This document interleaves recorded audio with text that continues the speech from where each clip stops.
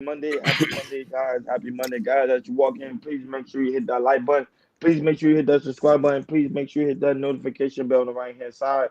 Remember, we do go live each and every Monday, Wednesday, Friday, 6 o'clock Eastern time. Like always, thank you for tuning in to Cat Culture Radio. Hakeem, go to what's going on? What's cracking like it? What is cracking like it? Living the dream.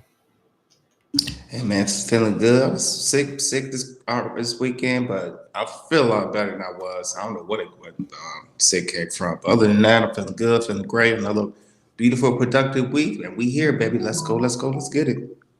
Go right ahead, do your thing. Go ahead. All right, people, what is going on this Monday afternoon, Monday evening? Guys, glad that you guys are joining with us as always. You're watching us on Facebook, YouTube, Twitch, Kick. We really appreciate you guys watching us and joining us. And, you know, make you guys do what it do. So, like I said, we do have a couple topics for you guys, and we're gonna bring it to you. So let's get it. So, the first topic we're gonna talk about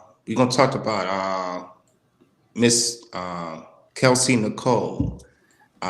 Even though it's Kelsey Nicole, she was in on the one of the, she wasn't witnesses, but she was in this trial with Megan Thee Stallion and Tory Lanez being part of the witness of what happened that night when allegedly Tory Lanez shot Megan Thee Stallion in the foot up what's his known. She really didn't talk to any news or press and everything since that incident. But now she has come out onto a podcast called the Dots Up Project. It's really an upcoming podcast. They had Brittany Renner and a few other people. What's her name? Brittany Renner and Charleston White and everything. And they kind of went viral on that. And they did get a chance of getting Kelsey Nicole and see they can put her on a podcast and kind of could specifically talk about that night if you guys saw the interview or not.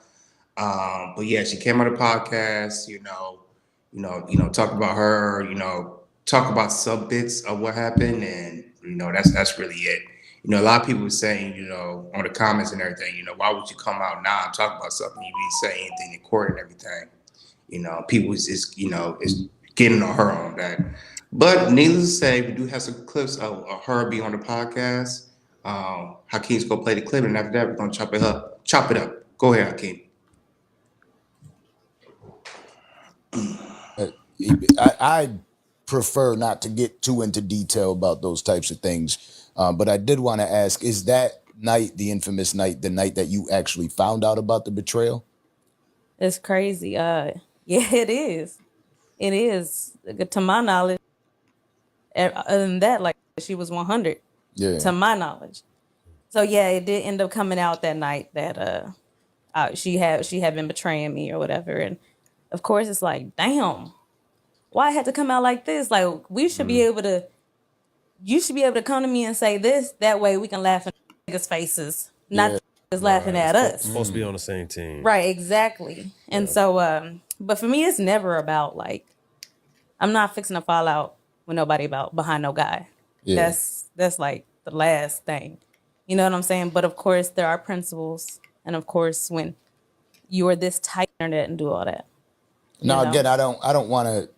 I prefer not. Fight with somebody. We should never have to do that to each other. Yeah, absolutely. But I did find out that night. Yeah. Now the pain that had to fight with somebody. We should never have to do that to each other. Yeah, absolutely. But I did find out that night. Yeah. Now the pain that had to fight with somebody. The whole situation of her doing whatever behind my back, that is not why we fell out. It's so unclear to me why we fell out. I'm a type of person that likes to communicate things. Some people don't like to communicate. It's a task for people, some people. Right. But you would think when you have this, when you're close to this person and this person is supposed to be, like your best friend, your family, your sister, like you would be able to talk about these things and, agree to disagree. You don't even have to, people grow. and everybody has a season. So if that was just the end of our season, I felt like we should have been able to just have that conversation, Yeah. and it would have been fine. You don't have to end in, chaos or can't move on with peace. I'm the type of person that likes to move on with peace. Yeah. I can respect that people grow, but I guess the whole situation of her doing whatever behind my back, that is not why we felt She knows that you are the type of individual that you don't, exactly that. so I don't she like uses that to her advantage. to her advantage. She's a big girl. She's probably always looking down on people. I totally agree with that. Not the big girl part, not the big girl part. The part about she knows my true character, so she knows like even though yes, if it comes down to it, whatever, I'm gonna handle my business. Yeah. I don't go out and seek drama. I'm not a confrontational person, but if it has to be that, then that's what it is. But I would prefer to not have to go there. You know what I'm saying? And these are things that, she does know. I'm not that type of person. I'm not fixing to get on the internet. She knows that you are the type. This girl got something. You know what I'm saying? So we met. That happened. I told her like, hey, you need to let me record you and put you on YouTube. You know what I'm saying? And she at that time she wasn't as confident in that area. Yeah. So she was like, nah, I don't think so. I said, no, you are a star. You know what I'm saying? You are a star. Let me just record you and I'm gonna create you a YouTube. I'm gonna create your email and I'm gonna put you on YouTube. And this is how people go viral. And I'm gonna say the next day she came back and she was like, okay, you can record me, but it gotta be to this beat. It was a MJG Nate Ball instrumental, sure enough. And recorded her on my cell phone, edited on Movie Maker, put that on YouTube, named the video. I named it Killing It because I was like, you killed it. Like, this girl got something. Named the video. I named it Killing It because I was like, you killed it. Like, we're gonna name it Killing It. And from there, like, she became viral on the campus. Like, that girl could rap. That's the girl that rap. And from there, everything just kind of spiraled. And we stayed connected. The video, I named it, I think it wasn't until 2018 where I really realized, like, damn, maybe that moment was really something. Yeah. Because her mom, rest in peace, pulled me to the side. We were in LA at a Airbnb. She had a music video down there for Big Ol' Freak. And her mom pulled me to the side. And I'll never forget that conversation because that was one of our last conversations before she passed on. And she just told me, like, thank you. I'm like, thank you. Thank you for what? She said, we wouldn't be right here today if it wasn't for you. And that stuck with me forever. You know what I'm saying? So I'm like, damn. From mom. Yeah, nah, that's for real. I've never told nobody that. Only the inner circle knows about that. Does she credit you for it? I don't think so. There's a few interviews out there you can go find where she did speak on it, but I think it wasn't. So there you have it. Like I said, she was on the Dawson Project, and she did an interview. Yes, I see. But I agree with you 100%. Yeah, that's where because I saw the interview. I'll leave my I hold my comments after the fellow speaking and everything. But I do agree with you on that, Shasi Bob. Yeah, I don't know why she waited so long to come out to say what she said about the incident. But hey, man, shout out to the Dawson Project. They found a way. They got her, and and then she's speaking out and everything. But all right, I'm gonna pass it to the guys over here, Sir Ronnie, with some of the clips that we've seen from Kelsey Nicole. How do you feel about her finally coming out and say what happened, that night when Tory Lanez and Megan Thee Stallion and her was there that night that allegedly, Tory Lanez shot Megan Thee Stallion on the foot? But me, I personally believe she wasn't cloud chasing because remember, some people have they have, of course, about according to their attorney, they can't speak on certain things. I don't believe she clout chasing. I think right now is a perfect opportunity to talk about it because people always want to know her side of the story. Now for Megan Thee Stallion saying that she's very not a confrontational type of woman, I totally disagree with that because right, just recently didn't she get a beef with Nicki Minaj? So I was like, what is she talking about? Megan Thee Stallion is a very confrontational woman. Even Tory Lane before he got locked up used to say the same thing. She was very argumentative. She wouldn't listen. So she coming from a side that I'm not very confrontational. I'm very relaxed. I don't like to get into certain type of situation, which is totally cap because you can see from just her past history that she is.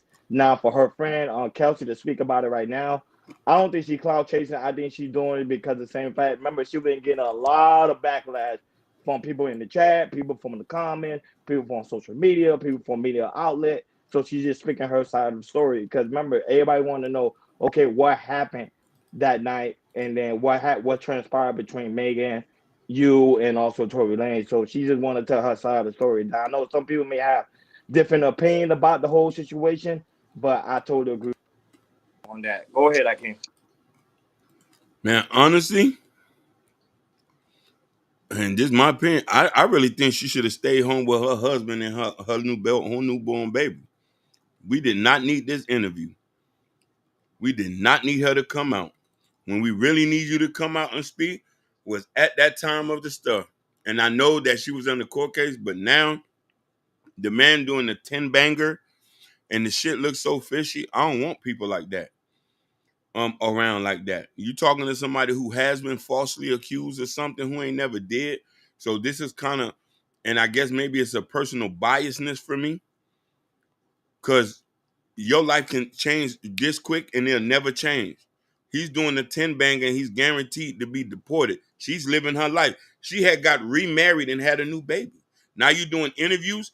The Danza projects, they pay people to get on there. They had to give her a bag for that. So she's doing a press run. We don't need to see her. I definitely don't need to see her. She's a goofy. That's my opinion. I got a chance to watch the whole interview earlier this morning once I got off for work and everything, and I ain't gonna lie to you. I thought it was boring because watching the whole interview, they really didn't really get into details or really speak about what really happened and everything. All she did was give it little pieces in here, but she never got to get straight into the details what she was talking about, and that's why I kind of find it kind of boring. I was taking naps like the first half hour because it wasn't really getting into it and everything. She also talked about, why she didn't talk about it and everything. And, she was saying like earlier, like when it kind of peaked out and everything, NBC, I think CNN, Good Morning America was giving TMZ was like really throwing the bag at her to really just say what the hell's going on. So if that's the case, they probably wanted maybe 50K at that time, maybe 50K or maybe 100K or maybe 75K or 100K to really speak at that time and everything. But she got it into the court and everything. With her lawyer, I'm assuming the lawyer told her, don't say anything. But the thing is, my thing is about it is like, if you have some type of evidence to say something that was valuable to that case, either on Megan Thee Stallion's side or Tory Lane's side, you should have said it while you was in court and not really be hush-hush about it and everything. If you should have been hush-hush about it and everything after the case was done and Tory Lanez went to jail, that at the case, we won't have to hear from you again. But you coming out right now and kind of,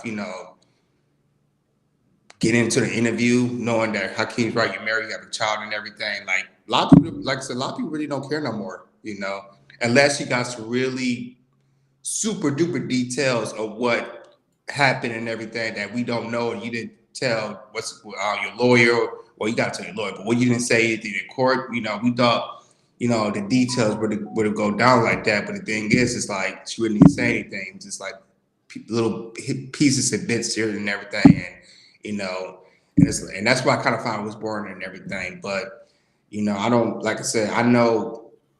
But the thing is, it's like I'm pretty sure that with that podcast, they gave her a certain type of bag where you could come, they could chill. They even say we're not going to go into really into details into that, which I wish they did, because they would have did you know, their podcast would truly went viral. They probably got 1 million views already by now. But you know, I agree with Hakeem. You know, she should have stayed home, be quiet about it because you know you want to talk about situation right now. But you know, people don't care because you're not giving any juicy details. So I don't know why you're coming back. You know, I mean, I get it, you want a bag and everything, but you know, I kind of agree with Hakeem on this one. You know, wherever you said in that courtroom, just leave it there, move on with your life. You don't need to come back and talk about anything because just you coming back right now and talk about it, you know. I mean, at you know, what 2 or 3 years later and everything, you know, a lot of people don't care and everything. You should have stayed home and you know do whatever. That is what it is with me. Well, of course, shout out to Liberated Shows. Psyche Bomb is in the building. The lovely Natasha Vincent. Ashton, welcome, Big Dog. And also Mimi is also in the building. And also Victor is in the building. Shout out to you guys. Thank you guys so much for watching us on Facebook, Instagram, Kick, and also Twitch. We really do greatly appreciate you guys always tuning in each and every week. We love you guys to be here. Remember, all you guys can always find me in the chat. We don't censor nobody. Just go in, how you feel about the topic. Hell, meet and greet, like they always say, meet and greet. I think right now she's taking a good. Right now she's doing a good job taking on this opportunity because if you have other podcasts that's willing to pay, go ahead, go on these podcasts. Make your money, girl. I don't disagree with what she's doing. Whatever, 110%. Because I think this is right now is a perfect time for her to get the bag because people always want to know her side of the story. Now I understand when it comes to podcasters, they want to ask certain questions. Some podcasters you cannot ask certain questions because before they actually conduct a podcast, because we did it before in KL Costa Rica. We normally send people to interviews and they say, hey, I don't want to talk about this. We have to take the questions off. That's how things work. So I understand sometimes people say it's good for views, it's good for to build your audience. At the same time, the person say, I don't want to answer that, or they give it to their lawyers. The lawyer say, hey, don't answer that because it could diminish the case because Tory Lane is trying to go for an appeal. So anything she say could use her and go against her and also making a stallion. So I understand like certain questions they probably wanted to ask her, they couldn't because of that legal reason. Because Tory Lane at the end of the day is still trying to get an appeal so he won't get deported and try to pretty much be set free. Go ahead, Akin. Now I don't want nobody to get it twisted. If he did it, he needs to stay in jail. I don't want nobody to think that I'm insensitive about what happened to her. Something happened that night, but nobody's telling the truth. There's a lot of things that just doesn't make sense to me. I feel like she knows the truth. And the thing about it is, we need to have justice. We need to criticize and we need to scrutinize everything. Because if he innocently went to jail for a quarrel over two women's, that's not right. We should not be the blunt. We should not be the joke or an scapegoat for anybody. We've been going through this forever. Now I'm gonna say this again, and sadly enough, I have to give a caveat. If he did that 100%, yes, he needs to stay in jail. But if he went to jail because she got mad and picked the pistol up and let it off and wanted to end, that has nothing to do with him. But it's a tragic situation that we ended it, and it had to do with a lover's quarrel. This girl went on about her life, and like everybody's supposed to, and got married, had a baby. She lives in Houston, lives her life, and you're doing interviews? Somebody sitting in jail for 10 years. And I saw that case on the stand. She said, I don't remember. I don't remember. Shicey said, who do you mean we? Who is we you're talking about? Ashton said, Prince, his DNA was not on the gun. Thank you. Then there was also people who were supposed to testify. They didn't in it. They crucified the man and sent him to jail. That man about to, No, Shicey say, who is we you're talking about? We. we talking about Kelsey Nicole. I don't know what I'm confused. No, because you say we. You kept saying we. Oh, She's trying to say who was we you're talking about. how you doing, Sherry? But I was speaking in the third person. You know, I lose my mind sometimes. I am getting old. Go ahead, brothers.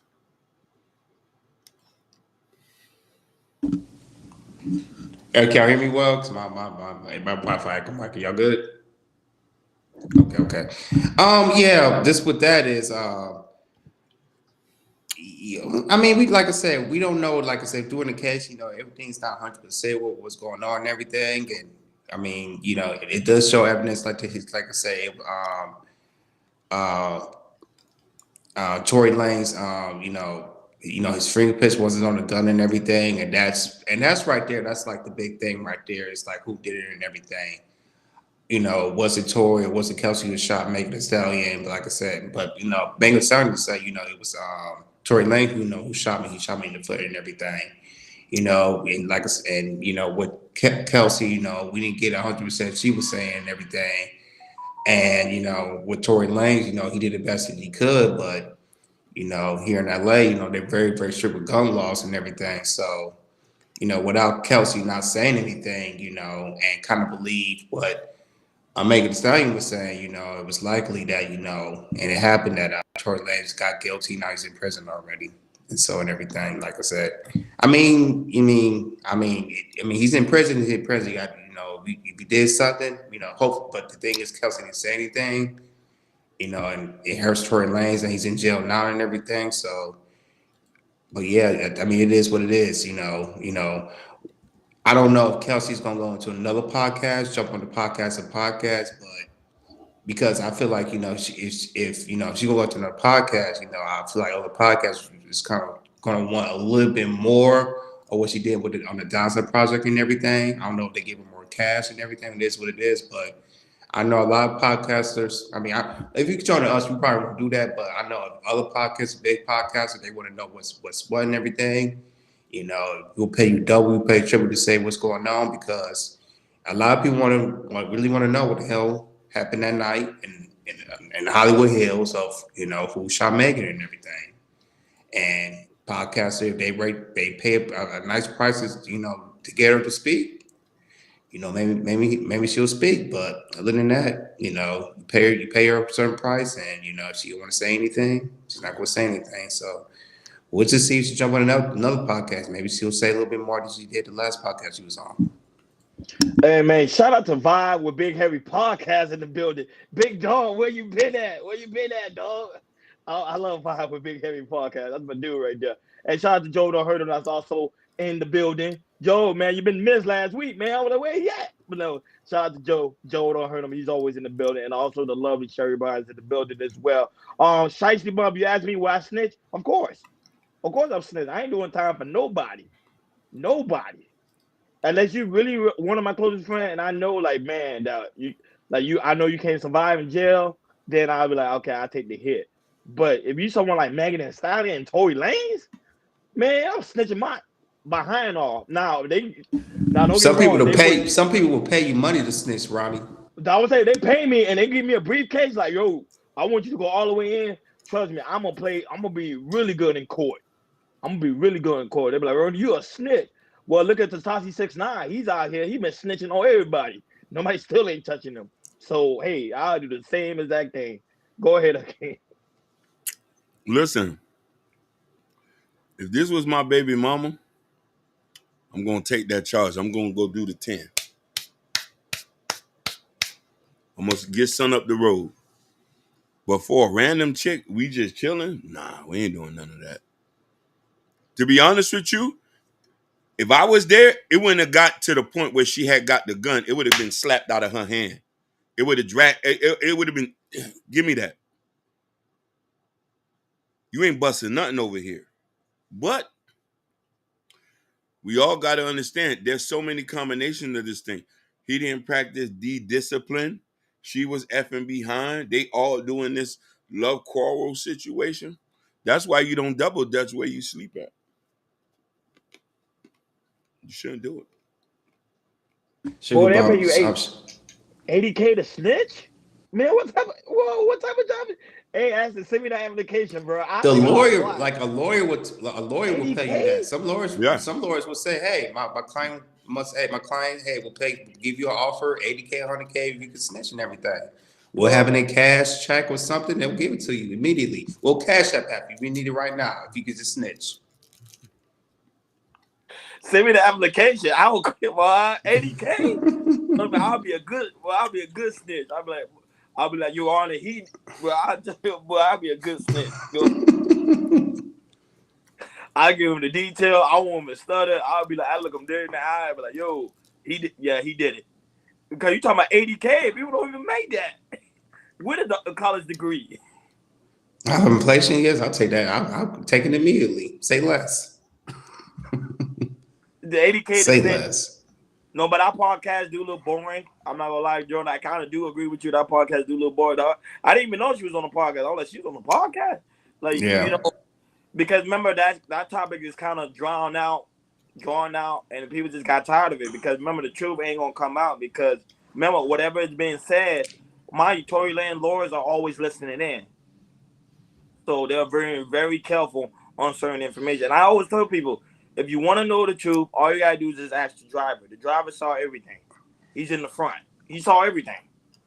And then case closed. But they never put the driver, for some reason, they didn't do it. He was afraid to go on the stand. So remember the first week, I don't know, it was the first week or second week with the case went on, they said he's been missing. He was missing for like a week or so until they found him. but I mean, he was getting paid. They paid him. They said so either it was Megan's lawyer or Tory Lane's lawyer. They said, "Hey, we'll give you some money right here if you say something." That man went. And I know the driver. He got a serious bag for somebody. I don't know. It's probably 100K, 150K, maybe even 200K just to snitch or not to snitch. Go ahead. You can highlight Jordan on Joe. No, heard him comment. He said something. He said too many examples of ill decisions that brothers make that is rooted involving a woman or money issues. Yeah. It's facts. That's why you need to get married and not double dutch. Yeah, the number one devil for the man is the woman. A man would do anything for that woman. Real talk. Asher said how the driver and the security guard not witnessed, but the neighbor could see in the dark. That's what I was trying to tell you. Right. It didn't make sense. I was like, the number one witness should have been the driver. He see everything. He's a chauffeur. He sees everything. He knows, okay, where the gun come from. He knows. But eventually the driver, if she's speaking out now, eventually the driver will speak out because they're probably trying to get him in the interview as well. But he's not saying nothing either because, like I say, Tory Lane right now is trying to appeal the verdict. So that's gonna be another 2 to 3 years before he actually do time. And by that time, like the case is over with, they probably won't give him on. He probably gonna get out on probation and be like, time served. Watch. They playing the game. They playing the game real good. They playing the game really, really good. Yeah, I agree. So, what's good, Victor, man? We see you, man. What's good, Victor? But like always, go ahead, Jordan. On to the next. All right, next topic. We're gonna go to. We're gonna talk about Joe Budden. This was interesting. So, starting 2020, he said that the wave of the planning like female artists into the industry is over. He sees it. He said he either does it happen this year, next year, or next 2 years. You know, he can stop seeing like artists as like a Sexy Rich, Sukihana, a Gorilla. You know, all these women that's kind of hot right now. He can see the wave could be officially over, which is, like I said, within this year, next year, or the next 2 years, or so.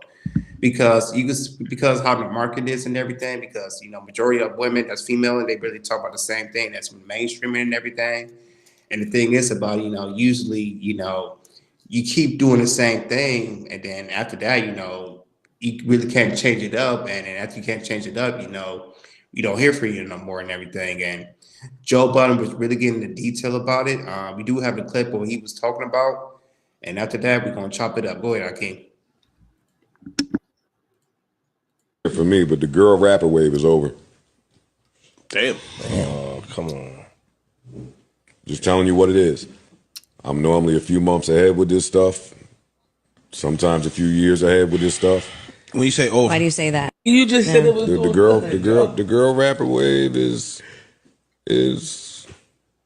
Finito. How you I don't just think change? so. You just said a couple of weeks Why? ago that it was lit. I wonder why. No, I said the cream rises to the top. So Lotto shall remain. She will.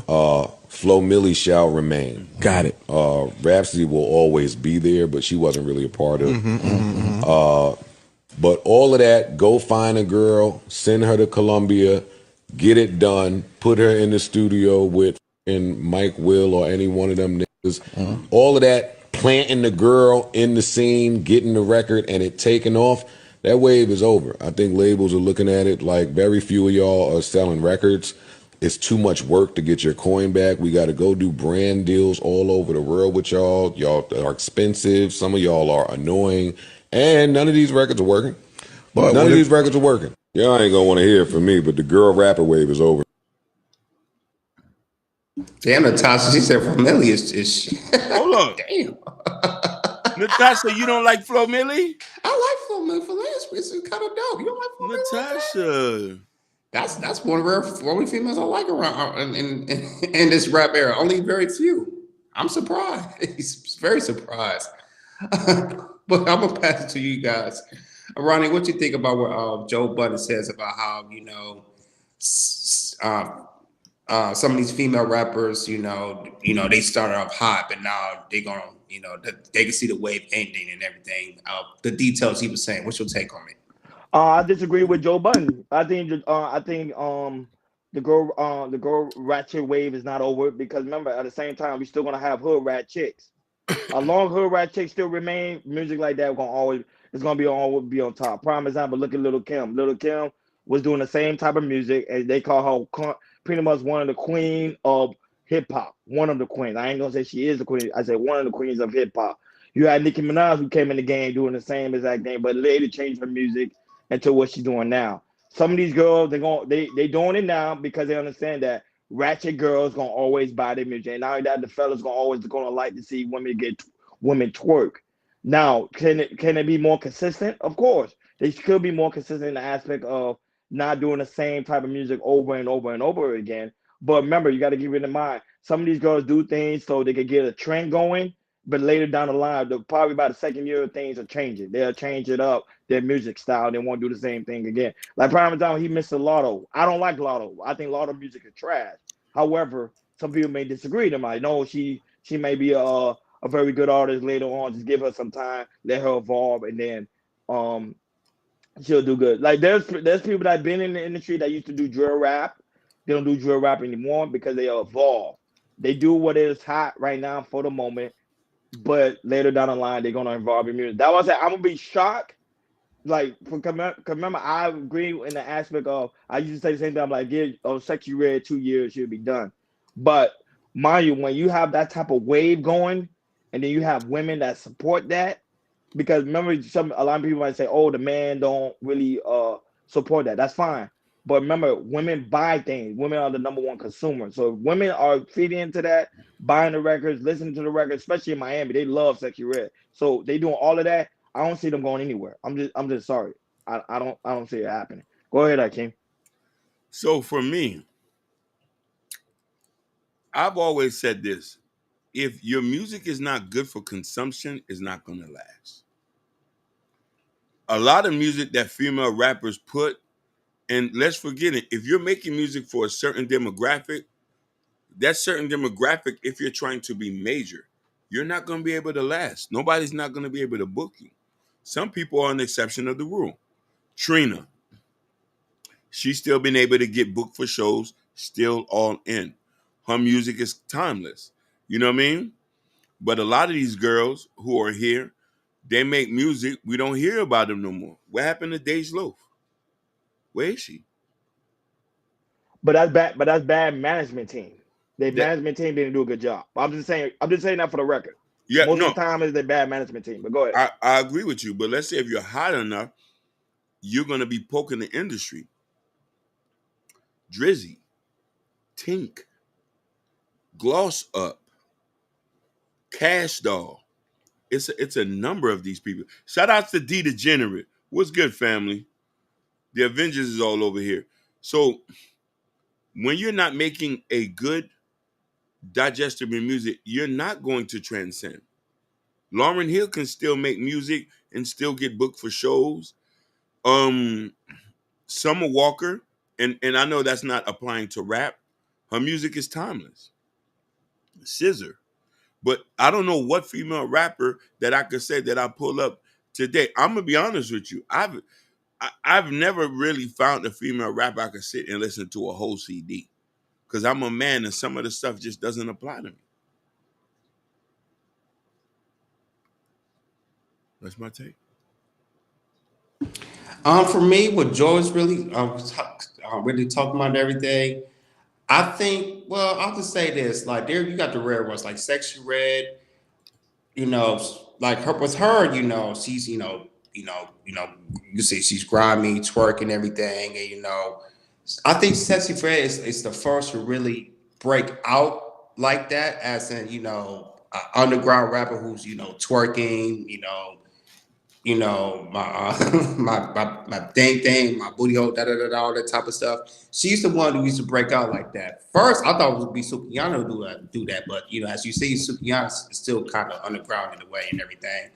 But I'll just say this, I think there's when you at that top of the game, like you said, Sexy Red and everything, now she's like last year, she really jumped up. I've seen her with Drake, that really helped out. Going to music festival. I remember she went to the festival with Travis Scott in Europe. I can't remember what country it was. That really kind of boosted out and everything. So I thought with Sexy Red, it was just like a one hit wonder and everything. But I had to see how the music industry really pushed. I mean, just really pushed it. Like I never seen something like this before. They never did really like Trina like that. Like really kind of pushed her in up that #1 spot. And few other I haven't seen like that too. So I can like with Sexy Red right now, she just have a baby, and she's more of the party chick you can cool with and everything. She's gonna make party music and everything. Now with her longevity, I don't see a big longevity of her being the mainstream. Maybe she'll come down to levels and everything and still talk about ratchet stuff. I can see that, but I don't see. I kind of agree with Joe. It's like see women just get on there and really make no, actually I'm gonna take that back because it's usually the summertime. You see women, they come out with a big hit and everything, and it's the summertime is really big for women and everything. It's summertime, it gets hot. You want to shake a little bit. Da da da da. But longevity wise, I don't see some of these women having longevity and everything. I see right now Cardi B, she's struggling. I'm not saying she's struggling right now, but you can see really Cardi B really, really taking her time to come out with her music video, because usually with Cardi B, she only came out with 2 or 3 songs last year. And now this year she just came out with a song and everything. So you see with Cardi B, she's really got to really take her time and see, what can I do? Because there's so much stuff people are doing. The music that Cardi B's doing, there's other artists that do the exact same thing and everything. Not saying Cardi B's gonna fall out, but it really kind of tested her what's her longevity and everything. And I believe Cardi B, she said she's coming out with an album this year. I don't know when, but she's coming out with an album this year. But I just feel like with some of these female artists and everything, what type of longevity you gonna have? Are you gonna have a 2-year longevity, 3-year longevity, 5-year longevity? Because there's a lot of there's a lot of female rappers who doesn't have a big longevity like that. It's only very few rappers who have a longevity like that, who albums can range to 10, 20, 30 plus years. And only person I can think that really have a longevity and who's been killing it, especially back in the 2010s, and she's still popular right now, is Nicki Minaj. Nicki Minaj is the only person that I know who really have a longevity, who's been not just a rapper, but also a pop star too. The women I see now, I question the longevity. Maybe 3 years tops and everything. Can Sexy Red, extend it? Maybe she can, maybe she not. But for me, the women that I see right now, I don't see their longevity lasting than 3 or 4 years. I might could change. We don't know. Not just the women who listen to music. We don't know how people, people that take it internationally as well, because not just music here in America, how their music can go out internationally as well. People internationally is going to listen to music as well. You know, we'll see that this year. We'll see that next year and everything. But going on to the longevity of these women, I don't see their longevity lasted, like I said, 3 or 4 years. Can I be wrong? I could be wrong, but you just got to see. You just got to see. No, I want to say put up Ashton comment first. Shout out to Why High. He's also in the building. I like that. He said, Cash Dog got me feeling like dark skinned girls don't get promotion and love like women try and tell us about. Yeah, the thing with the dark skinned women, remember, is the sex appeal. A lot of people think dark skinned women don't have a lot of sex appeal. That's why they don't get promoted the way that other light skinned women do. Of course, there's a lot of colorism when it comes to the aspect of the industry. They always put light skin before us and then the dark skin in the back. But that's how it always been. It's been like that for centuries. The only way for that to change, Cash Dog need a stronger management team to push her forward. Go ahead, I think you're gonna put Joe No Harder. Go ahead. How long does Sex and Ratchet sells for a look at Nicki Minaj? We ain't gonna hear about Ice Spice in a year. Facts. Oh no, Ratchet gonna always sell because remember you're gonna always have strip club, you're gonna always have prostitution, you're gonna always have like stuff like that. So it's gonna always sell. Remember, like I said, you're gonna always have hood rat chicks. Hood rat chicks Mm-hmm. ain't going nowhere. Along hood rat chicks remain is always gonna be like that. Prime example, Jonah Gator great. I totally forgot. He mentioned Carly B. Carly B started her fame from love and hip hop for being ratchet. A lot of girls gravitated to her because she related to a lot of people in the hood. And she That's was what entertaining on sells. Instagram. And she was entertaining on Instagram too. Too. That's also true too. Another fact. So when you see stuff like that, that's how they're gonna last long. Sexy Red, I see Sexy Red going to reality show. Hell, if a lot of people still copy things like that. When you see someone like on Carly B who came from that and able to capitalize and make millions off of that, go ahead and do the same thing. And like I told you, Nicki Minaj did the same exact thing before she transitioned over. So it's how they gonna play the game. It's a game. That's how you gonna play it. Is I'm gonna use these audience that I have right now and help and come and allow them to come with me as I transition to something else. That's what to me a smart businesswoman would do, or her management team should be able to do is say, hey, now it's time for us to switch it up. Now you got the audience, now you got the people attention. Let's go this route. And your audience will follow you. Because right now, Sexy Red is the hottest person in the game. She's hotter than Gorilla. Gorilla at one point was hot, but she fell off because you know why? She didn't never transition. She stayed where she at. You gotta learn how to transition. Go ahead, Jordan. I say with this, only one person to I can name one rapper too. She ain't put out. She said this too. She said I ain't put on my music for 3 years because y'all worked because people was really feeling her music and everything. And she's a really business person too. And that's Switty. You know, we have heard Switty put on an album in 3 years, and she did say, she probably did want to try something different, but just putting out songs in here and there, it's like people just not feeling her music and everything. Now, not saying Sweetie is, a really good rapper or anything like that. I think she's, mediocre. That's just mean and everything. But, seeing that for Sweetie and what she said, what she was saying, okay, cool, what would it affect a Sexy Red? Really affect a Ice Spice and everything? Because, they're, even though, Light Spice, she got the look, it's the sex appeal, being light skinned and being, I believe she's Dominican and everything, and also maybe her management team, really pushing her, her music.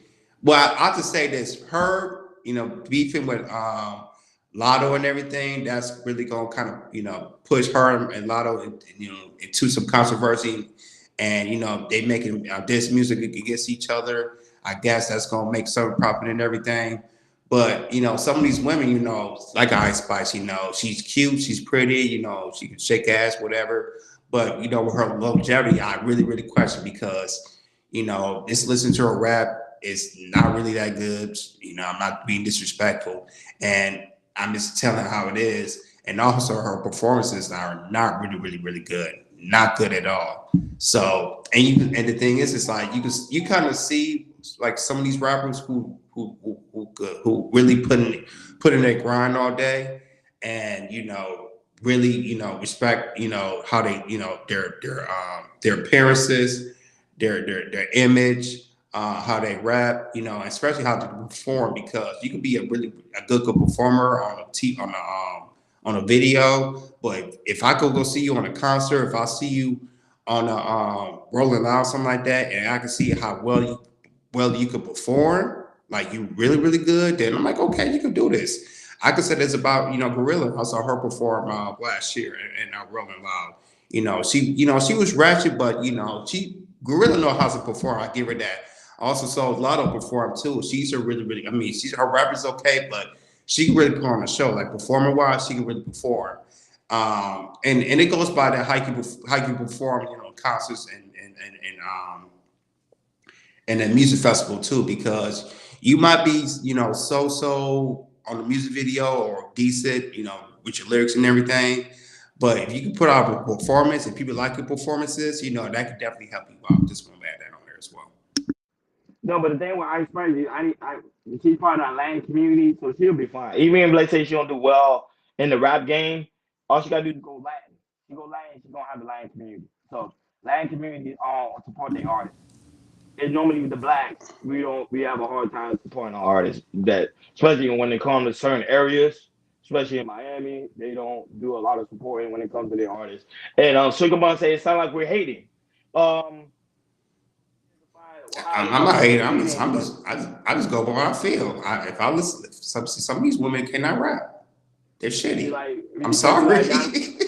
Can't you that y'all listen to men that talk about drugs, sex, money, and women for years. No, I haven't listened to drugs except all these years. Don't put me in that category. That's not me. A lot. Money, power, respect. Shit, me too. I ain't gonna lie. I ain't gonna lie, Sugar. I am hating. I'm hating because the music trash. If the music trash, the music trash. You know what I'm saying? You're not. Preach. You. Not everybody's gonna make it mainstream. Some people Exactly. still on the shelf. Exactly. If you go to the industry right now, because I've been in a record label before, not been in a record label, but I actually went inside one. They literally have so many artists on the shelves. It will blow your mind. People send record label music all the time. Some good, some completely trash. Check it, man. We still listen to that ratchet shit. I do. Sexy little thing. That throw me, man. Drum music is trash. Drum music is trash. Yeah, I mean, there's some drill music. It's hard for me to get into drill music. Yeah, it's very hard. I mean, drill music is not good. It's not cool with me. I mean, I tried to listen to drill music, but it just don't give me. It doesn't give me well. But are there some artists that talks about drugs, sex, violence used to do back in the day? Of course, But right now, it ain't the same. It's they like we had our what's his name? My boy Lamont on here. He talked about his opinion about the industry and everything. It's just people just talk about the same thing every day. Just don't do nothing Jimmy and everything. Some people just do it just to go viral on TikTok or go viral on YouTube or stuff like that and everything. So I mean there's some good quality music out there. Rap music, cool.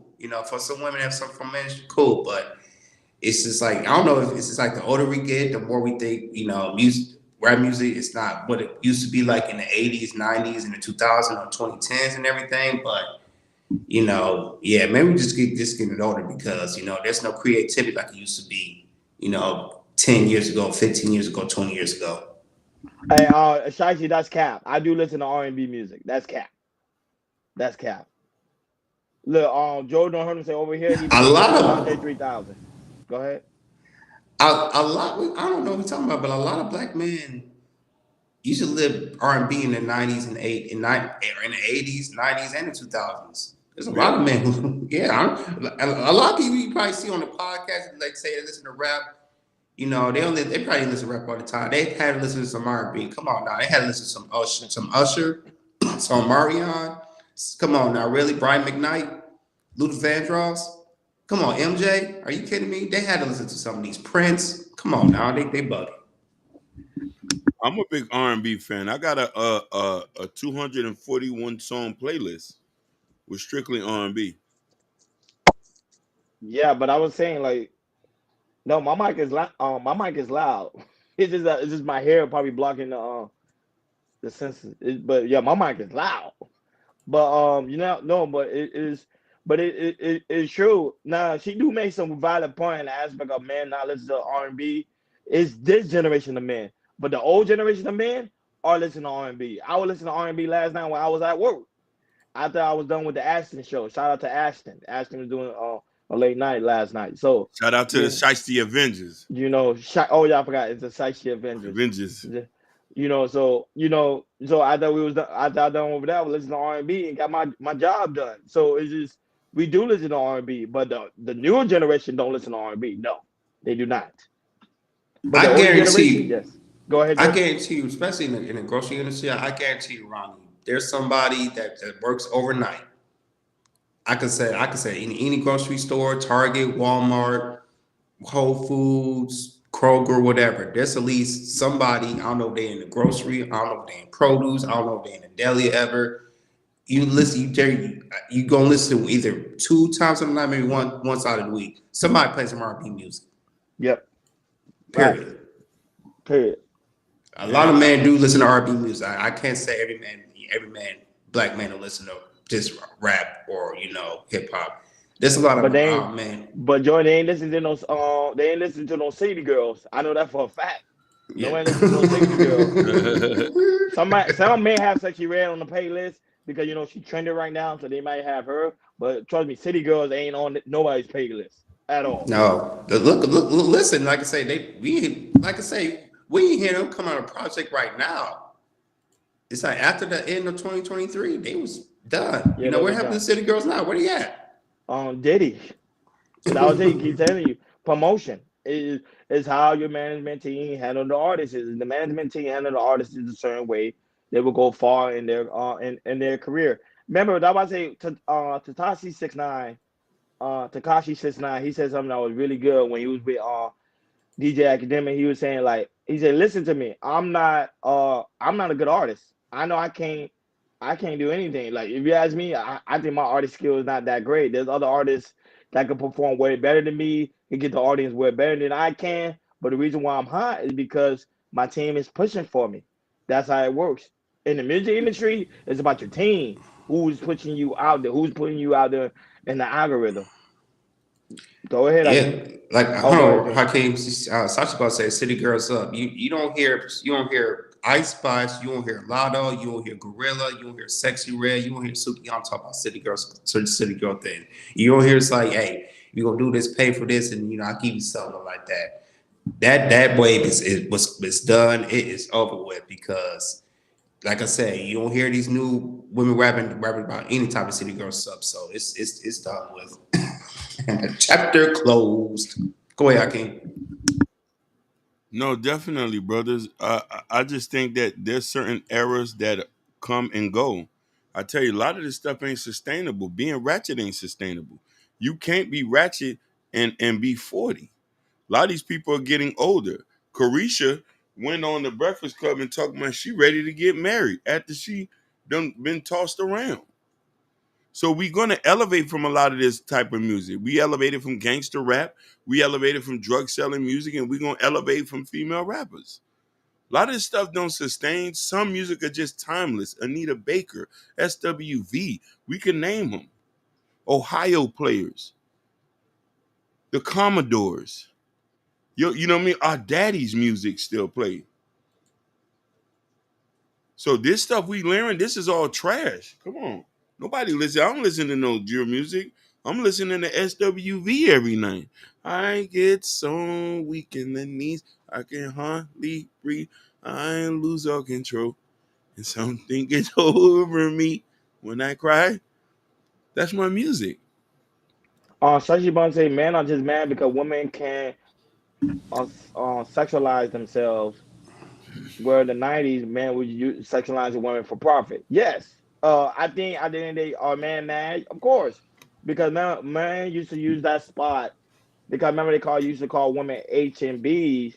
Now they can't do it anymore because women are doing it. So that's why, of course, if you ask me if men are mad, I don't think men are mad. It's just that certain things they used to do, they just ain't doing it no more, and they're just going a different direction. Yeah, I don't think really men are mad because here in 2020, back in the 90s is different. We didn't have social media, back in the 90s. Now we have it now.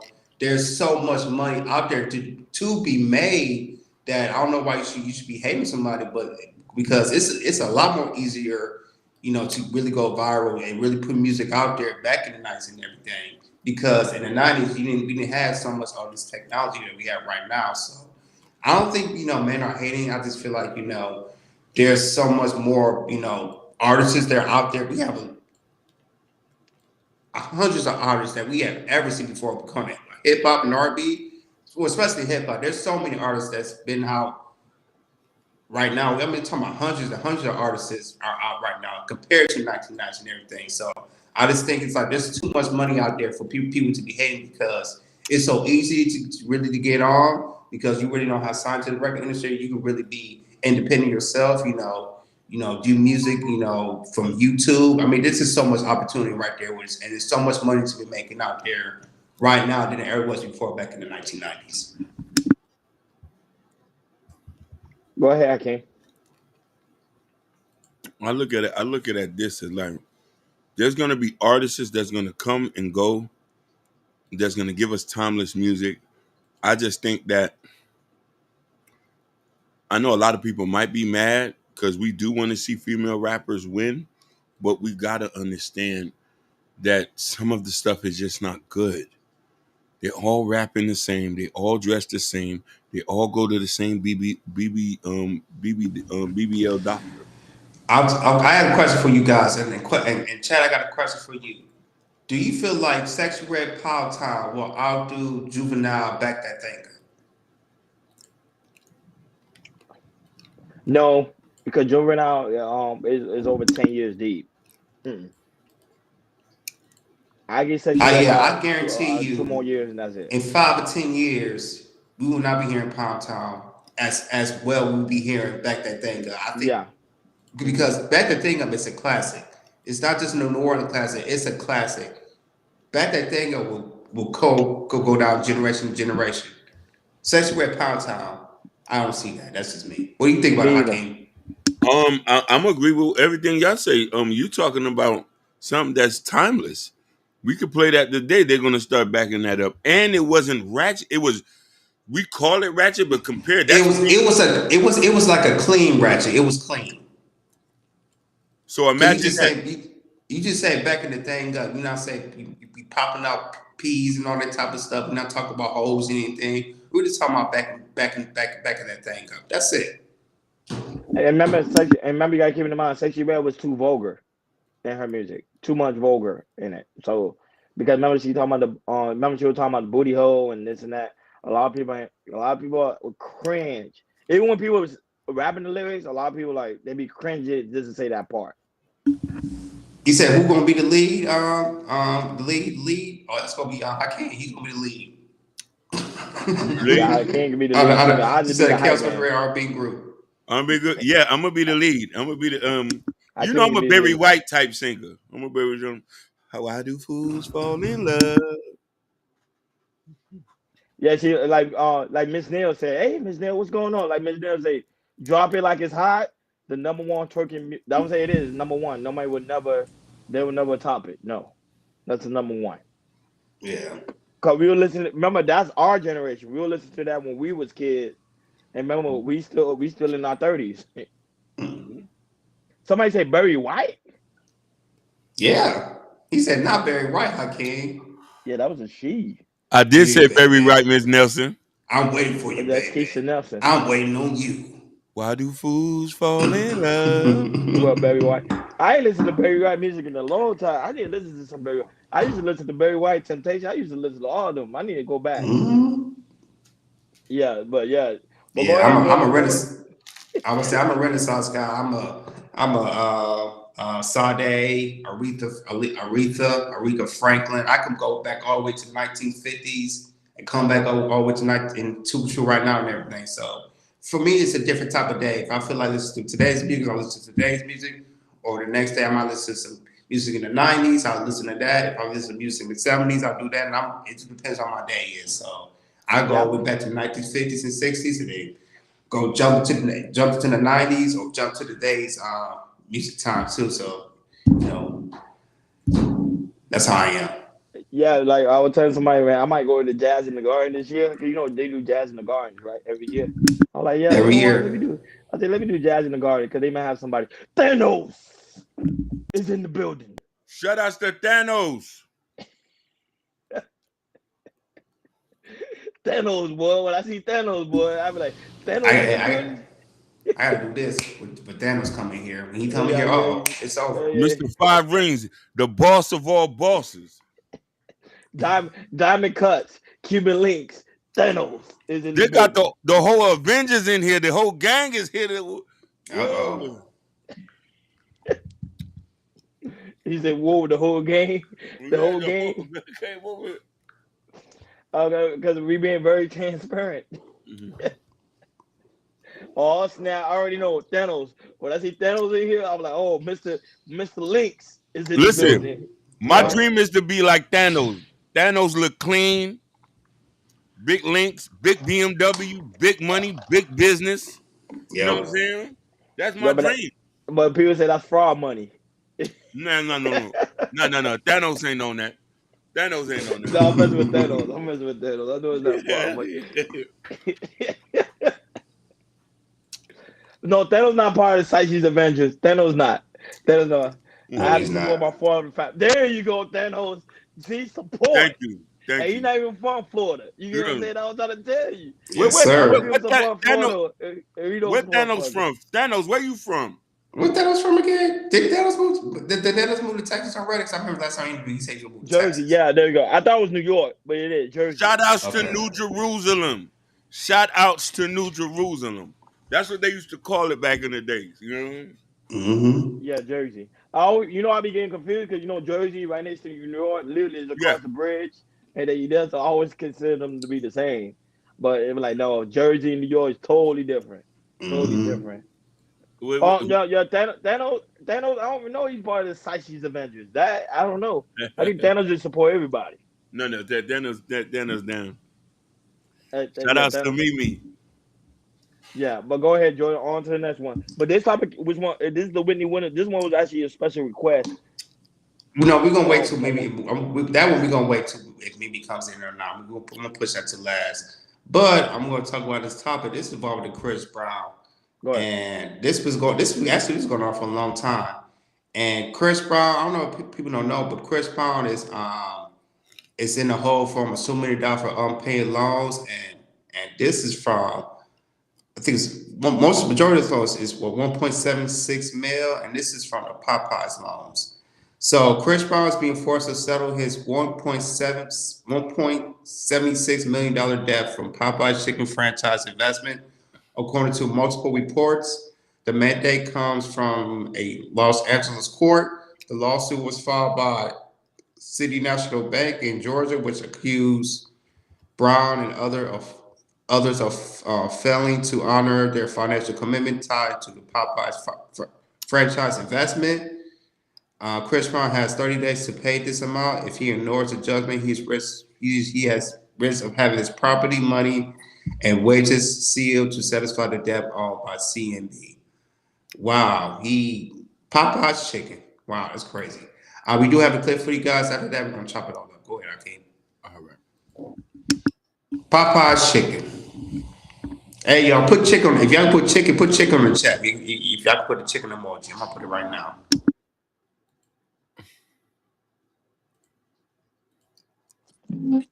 This just a video. This ain't no video. This just a photo. No, there's a video on the bottom. Oh, No, yeah, it's another video on the bottom. Yeah, I think you gotta click it over. Click it over. Yeah. Go ahead.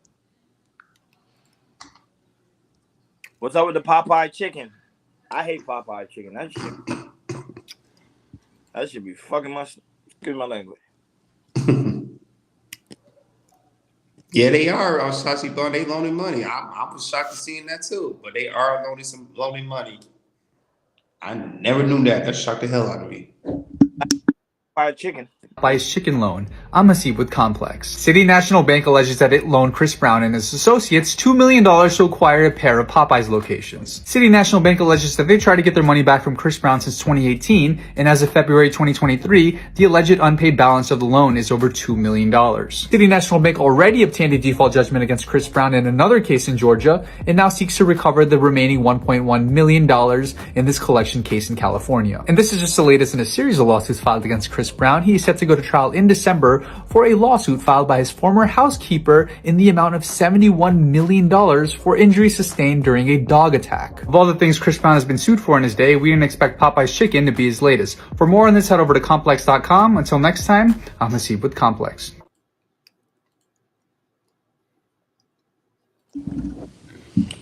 Doing him too? Damn. Go ahead. It's crazy, but yeah, this really caught my eye of him owning the loan from the company of Popeye's Chicken. That's crazy because I guess he was built a franchise, but I guess he didn't go through. But go ahead, Ronnie. What's your take on the situation with Chris Brown? No, but the situation with Chris Brown, to me, it didn't make no sense for him to get loan off of Popeye Chicken Wing. They supposed to be paying him to try to, so for him to kind of do some form of endorsement. And I'm like, why they have to give you a loan?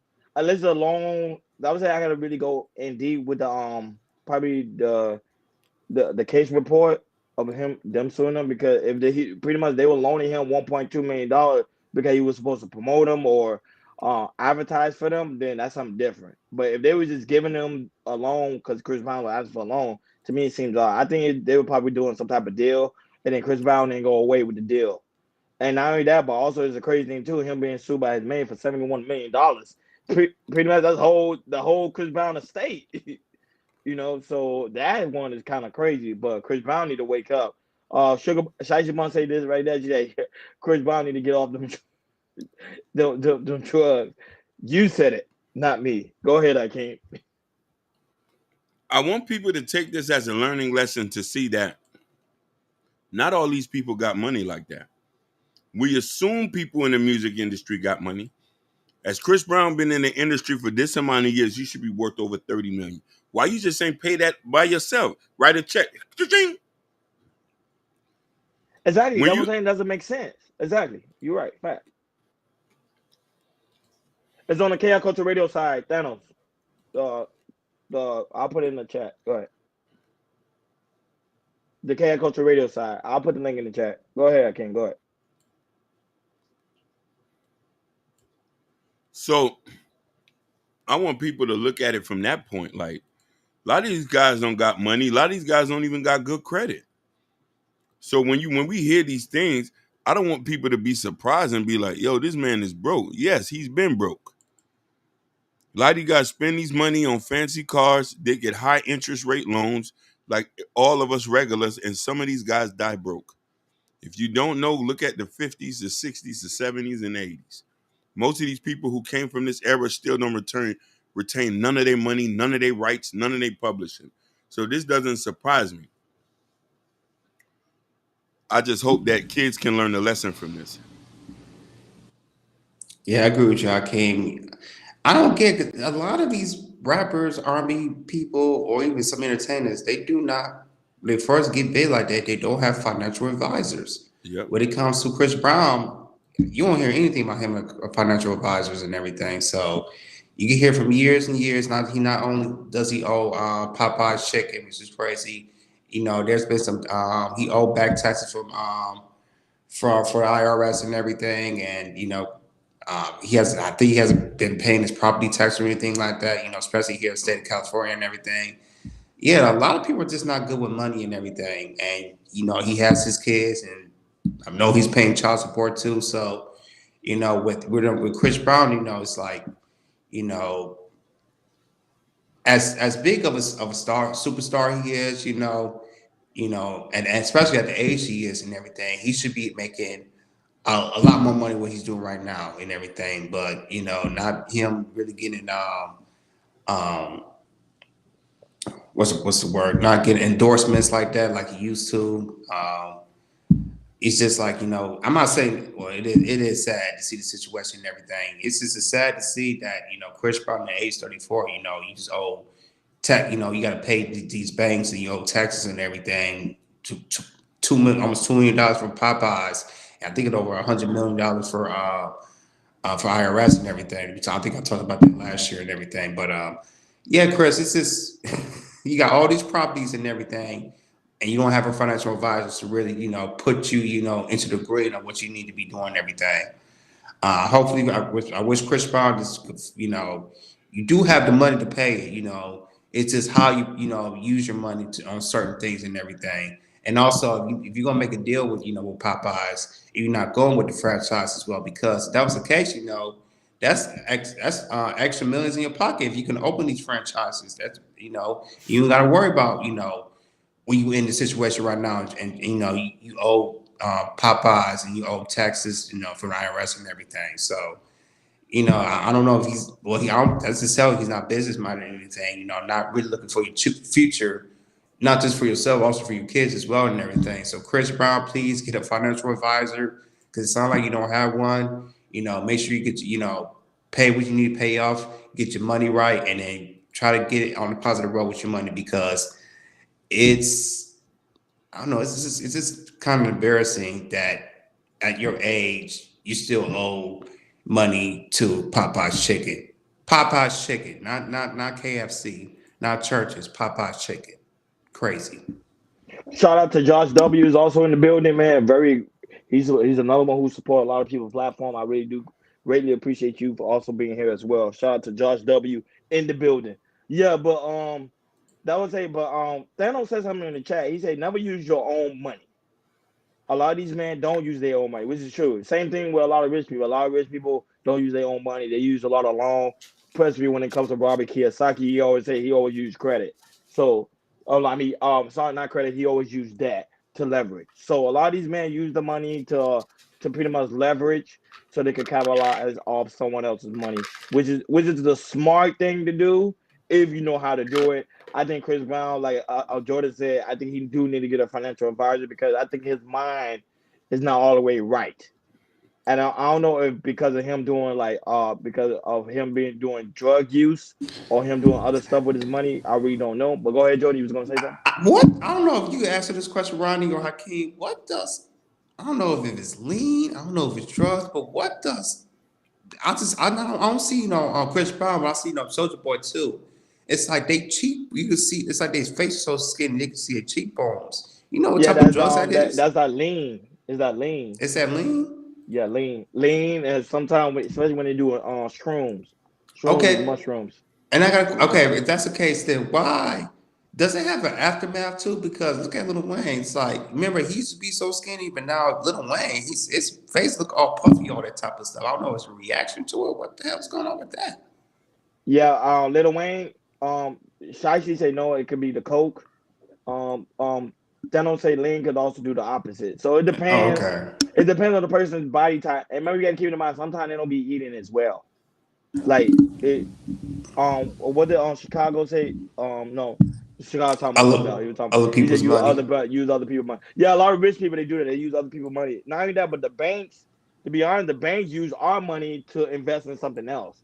That's why most of the time you in the bank, you think your money's there where it's set in that account. It really don't be there. Sometimes your money's already been allocated somewhere else. They use the bank do the same thing. I'm not a scam, but that's something they've been doing for centuries. They learned that from the banking system. But when I count from that facial Jordan, it's because it's them drugs, bro. Them drugs be serious, Yeah, especially when they be mixing it too. yeah. Because I'm looking at Chris and Soldier Boy. Shoot, they look like Michael Jackson for the Thriller from the Thriller video, looking like zombies and everything, man. I mean, like, damn. I know, Go I know, ahead, I know the industry tough, but damn, you don't even get that low, yo. And so the aftermath is everything. The aftermath, how your cheekbones look so skinny, is just crazy to me. I don't know how they could do X. I can't do X. I can't do Mm-mm. X. They be on that serious. They be on because remember they entertainers. They gotta Yeah, get man. they. Some of these Hollywood Remember it's like parties, yo, energy. I can't. If some of these Hollywood parties be like that, nah, no, that ain't for me. that legal. I'm telling you that energy. Because remember, you got to be up to perform. You got to keep the energy up, especially when you're tired. They got to do Yeah, something to keep it up. That yeah. was it. Even some of these podcasters be on something because when I be seeing like some of these podcasts doing 12 hours by themselves, I'll be like, yo, Did we 12 have hours, diapers? We got some you know, diapers on.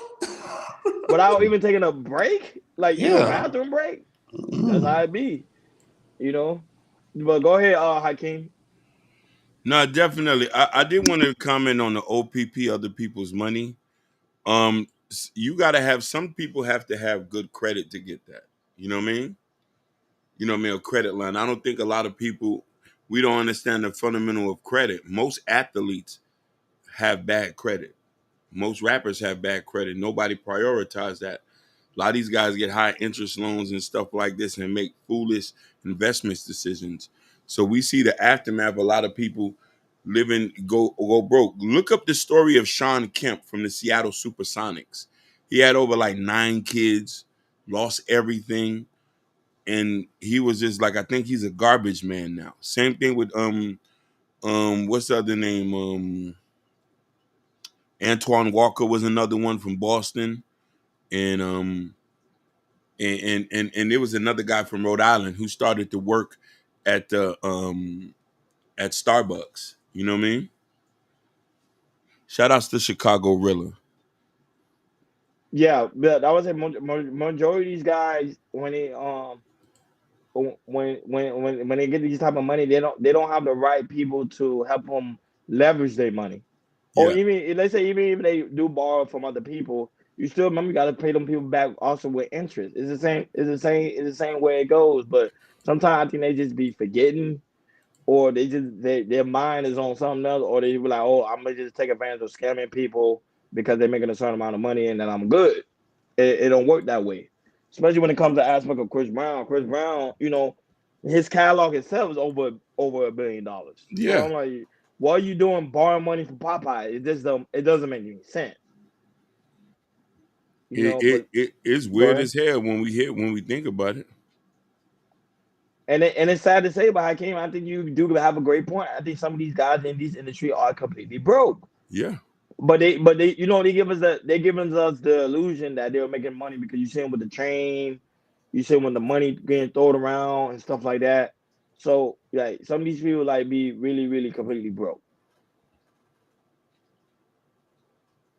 Chicago, Yeah, ask I your question, agree. Hakeem. You told me. yeah. Chicago Rilla off the chain. Chicago really off the chain. Chicago, you on that latte again? He's on that latte again. Got him off the cane. Well, go ahead, Jordan. You were saying something. Go ahead.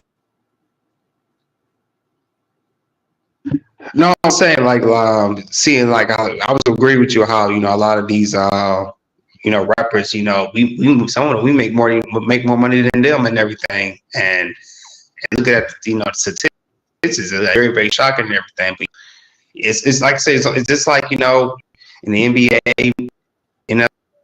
any or any field you go to, it's like it's only a lot of people that make no amount of money, but it's only very two the 10%, 5%, 1% or 50% that make the most money out of anybody and everything. So that's how life works sometimes, most of the times.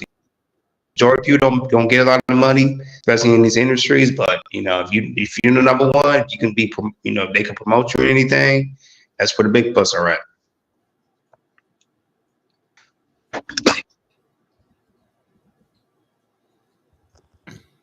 Yeah, but that's getting crazy. Oh, so Hakeem, you gotta use other people's money. You gonna do that, Hakeem? You be using other people's money? Oh no, definitely. I'm all big on credit. I got credit cards. I was just saying, what I mean, I don't mind getting loans and stuff like that. I was just saying a lot of people don't have credit to use OPP. You know what I mean? Some people got to get a personal line of credit. Some people ain't built business credit enough. They don't got a paydex score over 80. You know what I mean? Your LLC ain't over 2-3 years old to borrow nothing. So I think the concept is easy, but those rappers don't even understand that. So they got money. You know what I mean? He's in Chicago's right. He said the label always gonna recruit expenses first. These rappers sign to the labels, signed to labels fronting 100%. 100%. He said everything that goes on in just those 2 lines. You know what I mean? So and don't get me wrong, I do think OPP is a good thing. Is something if you can and if you can get a good interest rate and did shit. Walmart have what 80 lines of credit from all the suppliers that they get. They don't pay for that food that we buy up front. They pay them after. And the crazy thing is, that was it give us the illusion thinking that these guys actually make money. When I realized when we actually know somebody that's actually in the industry right now, and he don't make a single dime. Nah, man. Yeah, got dropped from his label. And then you know what I mean, he's running around here. He can't even come to the hood as bad as that. You know what I'm saying? But it just but you know, as poor black people, we think we see somebody doing good, we automatically think like, yo, he's on, like maybe he could put us on or something like that. And it don't be that sometimes. You know what I mean? People still be struggling. You know what I mean? Got dropped. They dropped him. Yeah, he been had dropped from his label. Years, bro. I didn't even know that. That one I didn't. Ben had got dropped, fam. Ben. All he's doing now is poaching memory pictures of all the people he was hanging around with. Go back down memory lane. Yeah, come on, man. But remember that was an illusion thinking. Huh? Thinking that they in something when they're really not. Yes. I do think like if we look at this from that perspective, I think a lot of people. The problem is we believe in wolf tickets a lot of times. We're so thinking about success, not understanding we're already successful. Chicago is successful. You are successful. Jordan is successful. Half the people here, we have more than we see these people online. They're living a fantasy. We own homes. We get to crank up cars. Some of these people are in leases they can't afford.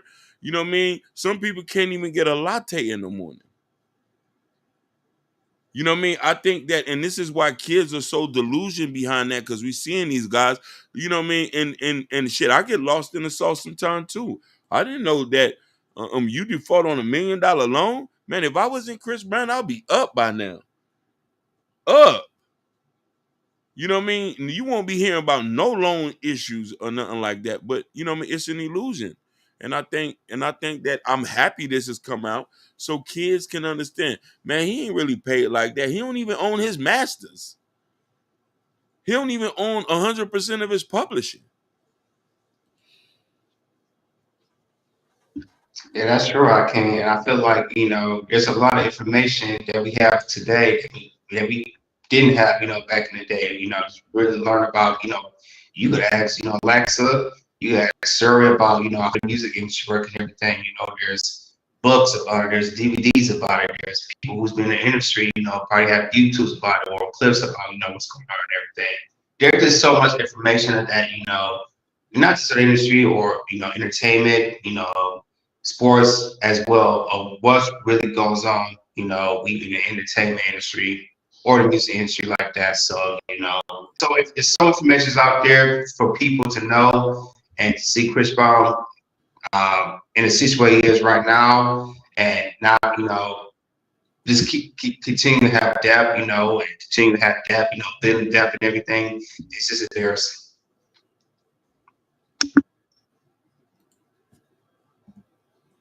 Why I say there's a reason why teams supply financial advisors and agents to players to take back from the individual. 100. Woo, Jesus. That's facts. Why? Yes. What facts? Those quote unquote money managers, they get you around. You start losing $1 million or two. You don't know where the money get. You ain't keeping up with your accounting. Go look at an interview Dame Jazz said a couple years. He was with an accounting firm. They stole $1 million of his money. Then the guy sold the company, and he was still fighting to get the money back. Yeah, you got to know because remember because the thing with some people when they got so much money coming in, they not paying attention of every cent and every dollar. It's easy when you do it when you're broke because you're able to see like, oh, I got $1 in my bank account. I know I got $1. So if the bank takes 10 cents from it, why are you taking 10 cents from that dollar? But when you're dealing with $1 million, your mind like you're not even thinking about I just got money in the bank. Like that's why I always tell people like especially of course this is not financial advice. This is something that I do. I check my bank every morning when I wake up. I try to see what's going on, see what money's being allocated, what money's not being allocated. Because if not, then bro, even a bank will take your own money if you're not paying attention. Yeah, right.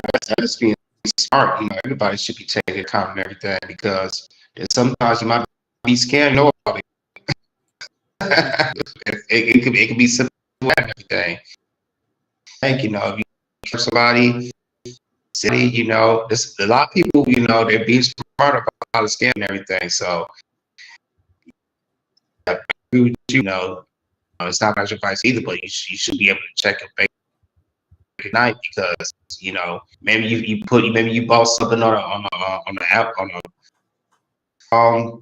play on the app service or anything, and then you pay for a free trial, and then after the free trial is over, 7 days or 14 days later, you see $22, $23 coming out of your account. It's like, what happened with this and everything? And then you check, it's like, oh, I forgot to end my trial and everything. It could come from, streaming services, from music, TV. A lot of people, like I said, they get the free trial, but sometimes if you get to put the free trial, it get charged. So, I'm saying because I used to be a witness of doing stuff like that too. So I had to clean that up and to make sure I'm more financially good. Chicago Real Estate, LeBron tried to give us the blueprint. Yep. Mavericks and the rich. Yep.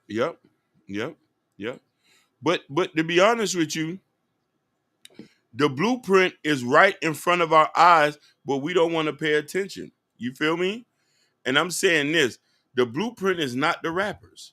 The blueprint is, and this is why there's a misconception, and I think that Chicago can speak on this more than everything because there's a big misconception. There's a lot of well-to-do people in places that we don't go to. Even though negativity blankets a lot of these cities, there's multimillionaires who make money and retain a lot of these money in these cities. Philadelphia, Chicago, Detroit, you know what I mean? Atlanta, these are black meccas where money is being flown through these places. And a lot of people think that you have to become a rapper to become a millionaire. You don't. That's why I don't listen to those wake up Monday morning shakeups. You feel me? Like I don't need to. Let me just go to a black city and see how they moving over there. Who owning stores and what they selling, who owns the restaurants and what shoes, you know what I mean? Like, so it's so much. Like, if you want to see a millionaire, a real millionaire, not something on TV, go to a predominantly black city. And we can see Birmingham, Montgomery, you know what I mean? Especially Chicago. Them dudes, Chicago guys go all over the place and start businesses. We have a couple of Chicago guys here in Miami who owns a clothing store. And they feed the homeless over here. So I'm saying, like, there's that hustle in you. You can see that. You know what I mean? I think that entertainment are just poor excuses.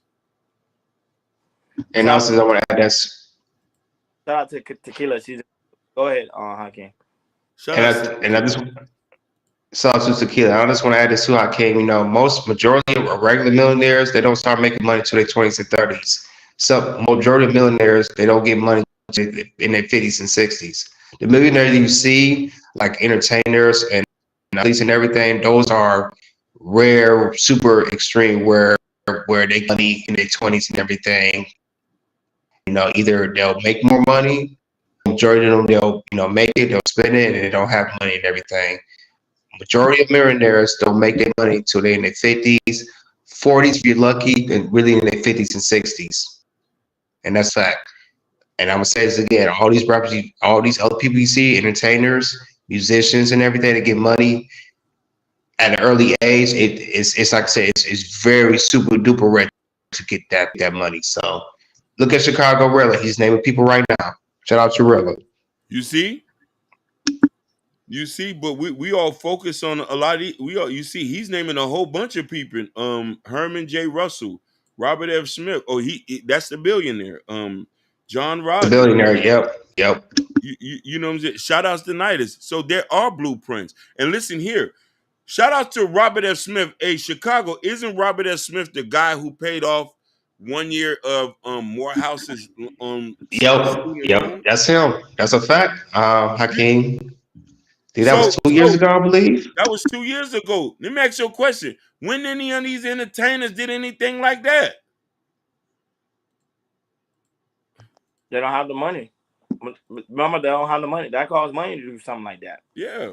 Raymond C. Lambert. So it's a tons of names. So there is a big misconception that they think these ethnic enclaves are danger zone.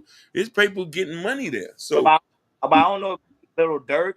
I think he paid for somebody college tuition. I think I'm not sure it was Little Dirk. It was one of the rappers that recently just did it recently. Paid for some college tuition. I forgot which rapper what, but I think it was Little Dirk. Okay. Oh, it was Uzi. I remember. It was Uzi. What about Chicago? Chicago the rapper? I think he did the same thing too. There's some that do it, but I'm not gonna say all. No, I didn't even hear Jay-Z doing something like that. Unless he do it and then it's not publicly known. So sometimes guys would do things and they won't just make it publicly known. They'll be like, yeah, I paid somebody school off, but they just don't. They won't announce it though. It's a possibility. No, definitely. Yeah, that's true. Yep. But that being said, the next one. All right, we're gonna go to our next and our final topic. We get through it, so we're gonna talk about Miss Wendy. Yes, I was. Hey guys, getting off a little early, so I'll be there shortly. So Mimi, she said she's gonna be here in a bit. So we kind of started off and hopefully she'll jump in. We're gonna talk about Wendy Williams. We haven't talked about her lately, so she had a demo called "Where Is Wendy" and everything. And I don't know if you guys saw the document or saw the clips and everything. As going through the documentary, you can see that she's suffering from dementia. I mean, she has she always had suffer for medical condition as well. But learning watching the documentary, just recently found out that she had dementia, which I think she had the same name what Bruce Willis has and everything.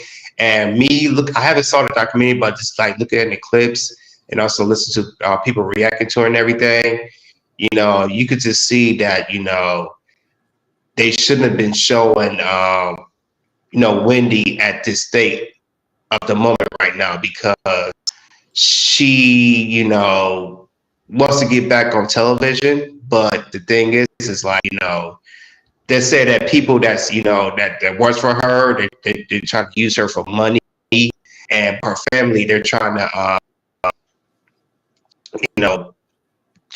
get her back to wealth and everything. But, with, the family, that the people that, the documentary, and how they look at how she viewing herself right now, it's not a good look.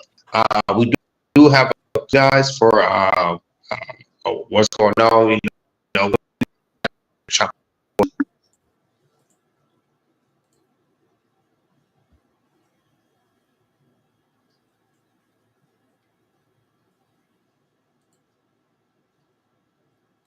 Us. Wendy Williams always said she wanted to come back to daytime television, but she has an even bigger challenge than anyone would have imagined.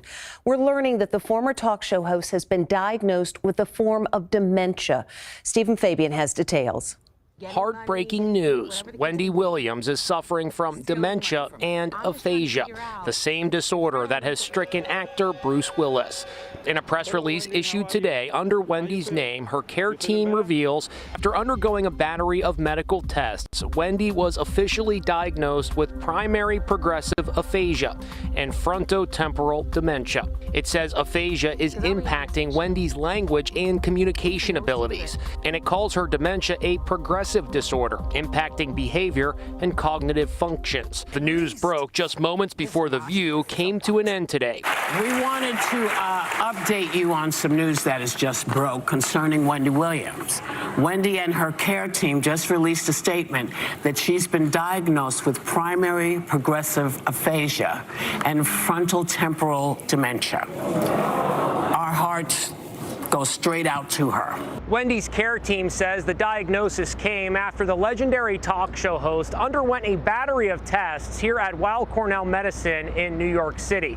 That information was released as speculation mounted about her whereabouts. Now, right now, she's in an undisclosed facility known only to her court-appointed guardian. Even her own family says they have no idea where she is. Wendy's niece, Alex Finney, appeared on The View promoting the upcoming Lifetime documentary, Where is Wendy Williams? Her ultimate decision was that everybody's telling my story, no matter how painful it is.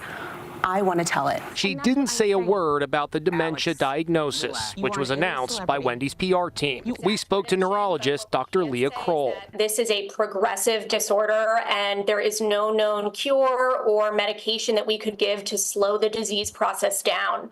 And so, in general, things will gradually get worse with time. Bruce Willis was forced to retire from acting after his diagnosis in 2022. His family gives regular updates on his condition and shares heartwarming video of him, like this birthday celebration. Right at it.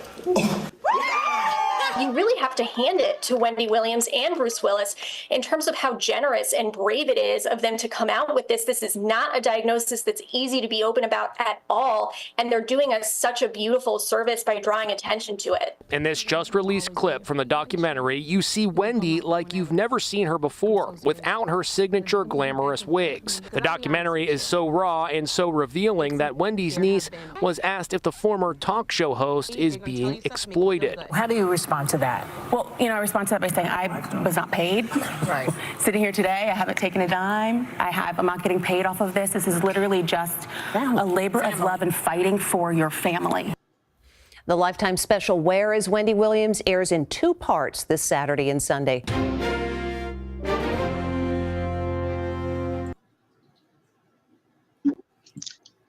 Yeah, man. And of course, fair use. It was, man. It's a shame that Wendy is at the state that she is right now.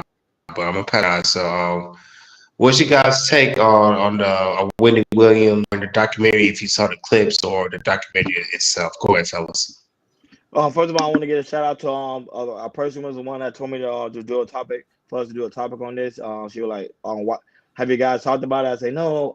She was like, you guys should talk about it. I said yes.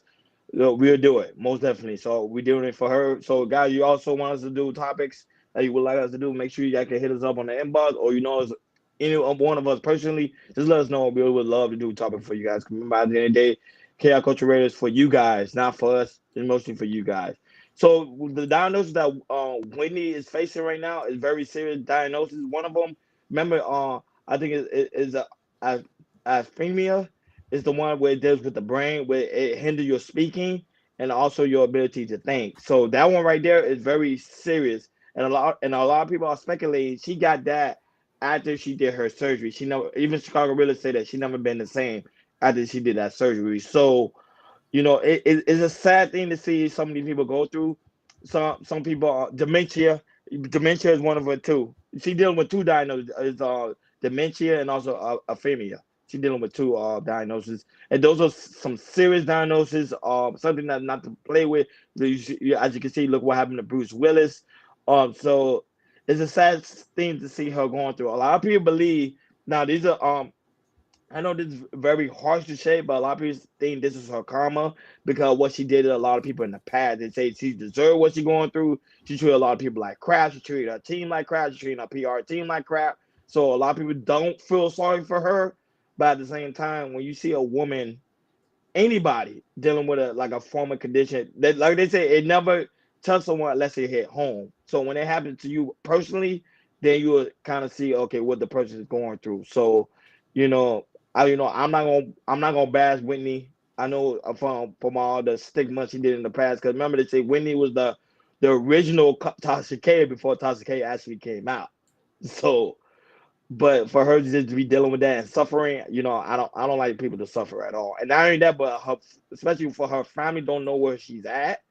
That's a very alarming thing too. Because I'm like, I want to know. My family got to know where I'm at. I'm sorry. Go ahead, Akeem. I agree with you, brothers, and I do also agree. Like, let's not kick somebody while they're down. You know what I mean? And yeah, she did a lot of things that was very salacious. She did do some things that was very tasteless.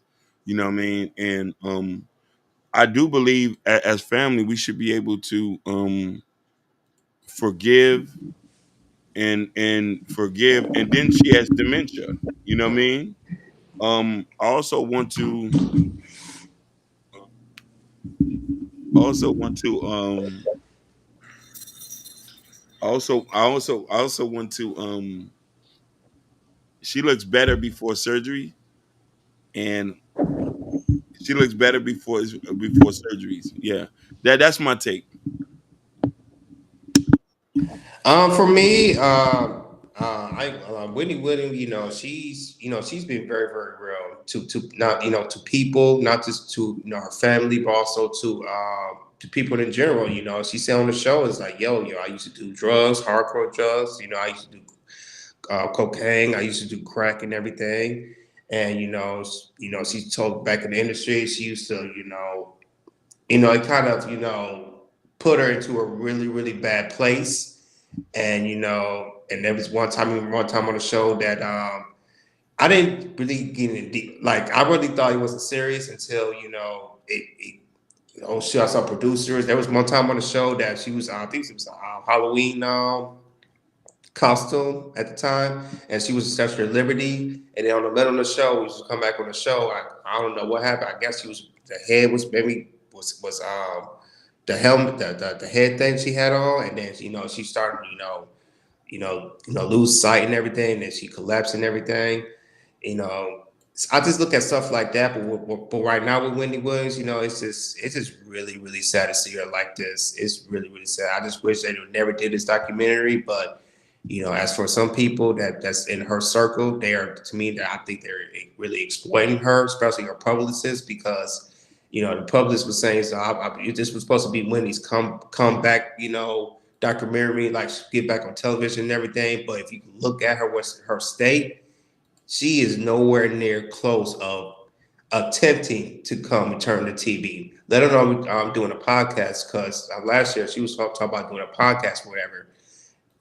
What the state of Wendy Williams is right now, no. And also, I agree with her son, because the son is like, I don't want my mother to go back into entertainment. She's done enough work, and I just want her to stay home, be with family, and just live her golden years, with her family and everything. But but Woody Williams, she broke barriers and everything. Without Woody Williams, it wouldn't be a lot of these podcasters who will talk about hot topics that we do it right now. You could talk about Tasha K. You could talk about Uncle Shannon Sharp and everything. Without Wendy Williams, her spiciness and topics and everything, half of these podcasts would not be on the YouTube right now. So you got to give props up to Wendy Williams, because she was the pioneer, really pushing the window, and also Charlamagne. Charlamagne started off with Wendy Williams. Look at Charlamagne now and everything. So like I said, a lot of people don't like I say, don't mess with Wendy Williams like that. But she took her own lane, and she built that lane to what she was at the time, being a radio personality, and to having a show Wendy Williams show and everything. But you know, right now it's very, very sad that, you know, we got to see her in this documentary and her state that she is right now. But yeah, man, it's very, very sad. And I just wish that documentary never came out. Could have, should. And that being said, we also have our special guest, one of the co-hosts of the Shiesty Avengers. Shout out to Ashton. Mimi's on the panel. Well, Mimi, before you get your take on this last segment, I want to know, pretty much let the guys know who you are. We know who you are, but let the people in the chat know who you are, because now you're over here on the Chaos Culture Radio side. We have a different type of audience, so break down who you are, and then also we would love to hear your take. Go right ahead. Hey everybody, my name is Mimi. I came over here from Ashton's channel on YouTube. I am just a little Texan girl, not born and raised. I'm from California. I have Polynesian background in my family. That's something that Prince likes. Prince, why aren't you cammed up today? Why are you not cammed up today? What? Huh? Mimi, you don't know when when he came up, he would start blushing. No. Listen. No. Yeah, my background went out. Sure. Anywho, I'm just here. I'm supporting y'all. Y'all know I got love for you. Ron and Prince has been on the show. Jordan, I'm waiting for you to come on the show.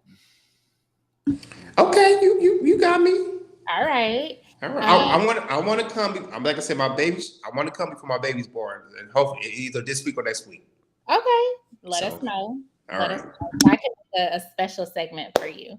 But anywho, my sentiments, I completely agree with what Jordan said. And I saw a couple of comments in the comment section as well. Like she looked better before surgeries. She was healthier at that point, maybe not mentally because she was messy as hell, but you know, she looked better at that point. But also I wasn't following much of it before you sent me the clips, but like I heard that she may not actually have dementia, like they are actually drugging her. So I have mixed feelings about that. I have mixed feelings about the story, and I do want to like look at some more articles. I didn't get a chance to today because I'm coming from work, y'all, but I share the same sentiments as Jordan. No, but what do you think about the backlash Whitney's pretty much been receiving from people that pretty much don't like her? That this is her karma, that she deserves everything she's getting right now. It's out of pocket. I mean, I don't feel like anyone deserves. That's just me though, y'all. I don't feel like anyone deserves the things that happen that are uncontrollable, or you know, things like something like this. This is an illness that we're putting out there. Oh, she's this, she's that. This is what she's been diagnosed with.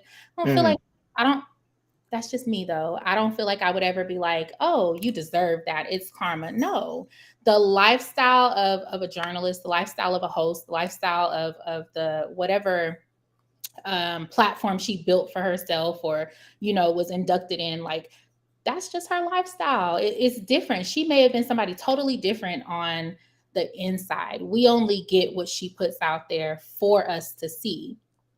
But that's just like us. We have to have a social media presence, and it's not 100% authentic. Like you guys will see a Mimi on YouTube that's not Mimi in real life. If I were to invite you to my home and have this get together, or, you know, just like some family and friends time, you guys are going to see a different side of me. And so I don't feel like anyone deserves the backlash that she is receiving. Somebody said it's tasteless. It is tasteless. Mm-hmm. No one knows how to respect anymore. Everyone feels like they're so entitled to access to your lifestyle. No one knows how to respect the privacy. No one knows how to respect the human anymore. So let me ask you a question. Do you think she should be revered, even though that her content for the last 20 years has been very gossipy and not very forward thinking in any sense of that? Do I feel that way? Because y'all know who I am, and y'all know the type of heart that I have. Yes. Yeah. I feel like respected. She's ill. Sorry, y'all gonna hear my baby in the background. I gotta let him outside. She's ill. Like, respect that. It's just like if she passed away, like there is gonna be backlash. People are gonna be like, oh, well, I'm glad she's, like, some people are gonna be like that. But also at the same time, respect it. Like, it is what it is. Hey, friends.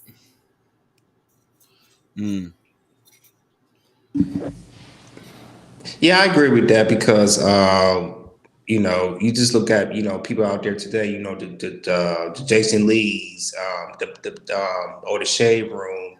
Um, Everybody that's following and, in her footsteps. and there you go. Exactly. Everybody following for her You're doing the footsteps. same So thing. You're taking the torch and you're continuing this marathon. Like it's not this is the social media presence or the media presence that you want. She paved the way for you, but respect it. You don't have to like her. yeah, You made a statement. You made a statement that you say her life should be private. I think not, because when you on like a social media platform like hers, it should be wide open. That one thing I do give the Kardashian family one credit. Mhm. Their life is in the open because they know they're in social media, so their life has to be in the open. Even So though I I don't think think they deserve that privacy. Go ahead.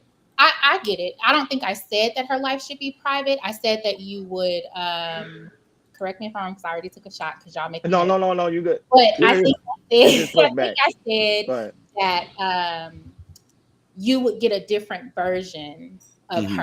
in real life versus in public. The same Okay. way you would get a different version of me if I invited you to my home to hang out versus what you see on YouTube. But that version should have been seen even at that time, because then people would have a different opinion about her than what they have now. Because all people know for Wendy Williams right now is for being nasty, for being feisty, and also for being rude. Yeah, I don't think it should have though. I think there's always a sector of your life that you're going to keep hidden because you don't want to let everybody in to every aspect of your life. Mm. We agree to yeah. this. And I was gonna say this. You could just say her life wasn't really but a majority of her career. You could say her private life was kind of open too, because we know her for doing drugs. That she said, also being in a relationship with her ex-husband Kevin and everything, and how they said allegedly that Kevin used to put Wendy Williams on these type of drugs and everything, and how so he had this little side chick that he married, and then after the divorce, he was getting the alimony, he was getting the most money and everything. So we know some stuff of Wendy Williams' private life, of what has gone on through over the years and everything. But I just feel like right now at her state, if she has dementia, this is her time, because she had a wonderful career. She's been in the game for what 30 plus years of being on the show, on being on radio, and and she does have a Star Walk of Fame here in Hollywood and everything. She's been established as one of the biggest trenders of topics, of gossiping. She's up there, the tip of the top. Now going on 60 years old and everything, and her son saying it's like, yo, mom, you did enough. You don't need to be on television no more. Live your golden years with your family, because you already did everything you could. What else do you have to prove? Even though she says you will go on the podcast, what else do you need to prove for yourself that you need to be great? A lot of people that's out right now will look at Wayne Williams as a pioneer to be, of being the Miss Gossip Queen. So Winnie Williams, this is her time. Just get out of the spotlight and be around family and just enjoy your golden years. Period. So, That's agree. so I also want us to take and think about it from like this.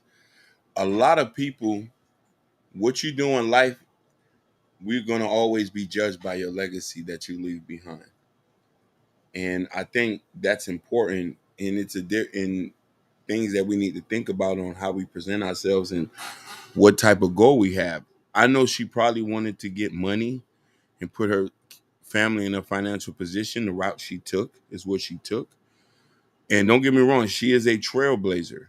But I guess people are going to have opinions about your legacy in a sense, no matter if you're gone or you're still living. And I think that's the question that it is right now. I do think that you did mention something that I do agree with you on, Mimi, that I do think that there should be parts of her life private. And I do think I'm wondering why is her family are not in control of that. This side of it, her deteriorating in public should not be Remember, I came. She's on the what's it? A guardianship. a guardian. And Yeah.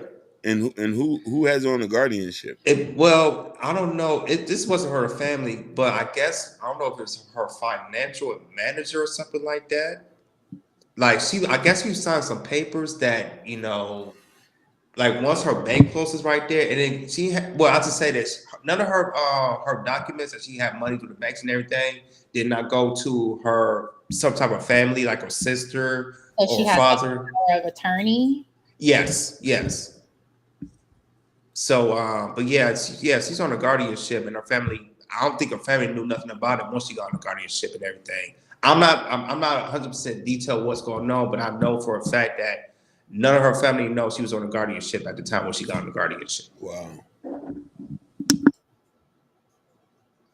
So I guess I think more of it's on the documentary, but like I said, I haven't watched the documentary. I just saw clips of it and everything. Well, I'm interested now. I might watch the documentary because I do feel like, I mean, when you're slowly fading away like that, it's no need to be in public. But I also understand like the reason somebody would be like, nah, let's keep it public. She is a very public figure, but as family, I would definitely fight for that to be private.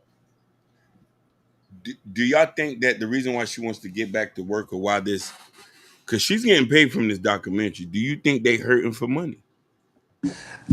I can't say that because I don't know. I just had to know the finances of the money and everything. I just feels like the circle around her, which is not her family, they want some type of money and everything. I don't think Wendy in general, she doesn't need money. There's been rumors that say that she's broke or not. I'm not 100% true, but just for Wendy Williams' sake, I don't think it's really for money. I just feel like people that's in her circle, are trying to get money from her, and that's not. I'm not talking about her family, but people around her circle who've been around her for years and trying to get money from her and her status she in right now. So I was gonna say. Oh, go ahead, Mimi. No, go ahead. Go ahead, Ron. No, go ahead. Finish the point. Go ahead, because I'm going somewhere else. Go ahead. I was going to say something to the effect of what Urban Noise said. It's possible because she hasn't been active in the space, and she hasn't been active for a while. But I've also never heard anything about like, oh, she's broke type situation. So it's at the end of the day, whenever people about to kick the bucket, it's always going to come down to money. Mm-hmm. Money is the root of why, people act the way that they act. And so I don't know who the power of attorney is. I don't know who's controlling, her image while she's unable to do the things that she does. But like, it should, in my opinion, be private. Who you consider more well respected, Whitney or Oprah? I'm sorry, what'd you ask? Who is more well respected, Wendy or Oprah? I feel like Oprah is. Why? I feel like Oprah has been on the scene way longer than Wendy, but I feel like Oprah took a different path. Oprah didn't come out with the gossip and tabloids and things like that. Now, she may have touched on it every now and then over the last, I don't know how many decades. I'm not that old, I'm young. So, I don't know how long she's been out, but I do feel like Oprah is more of that,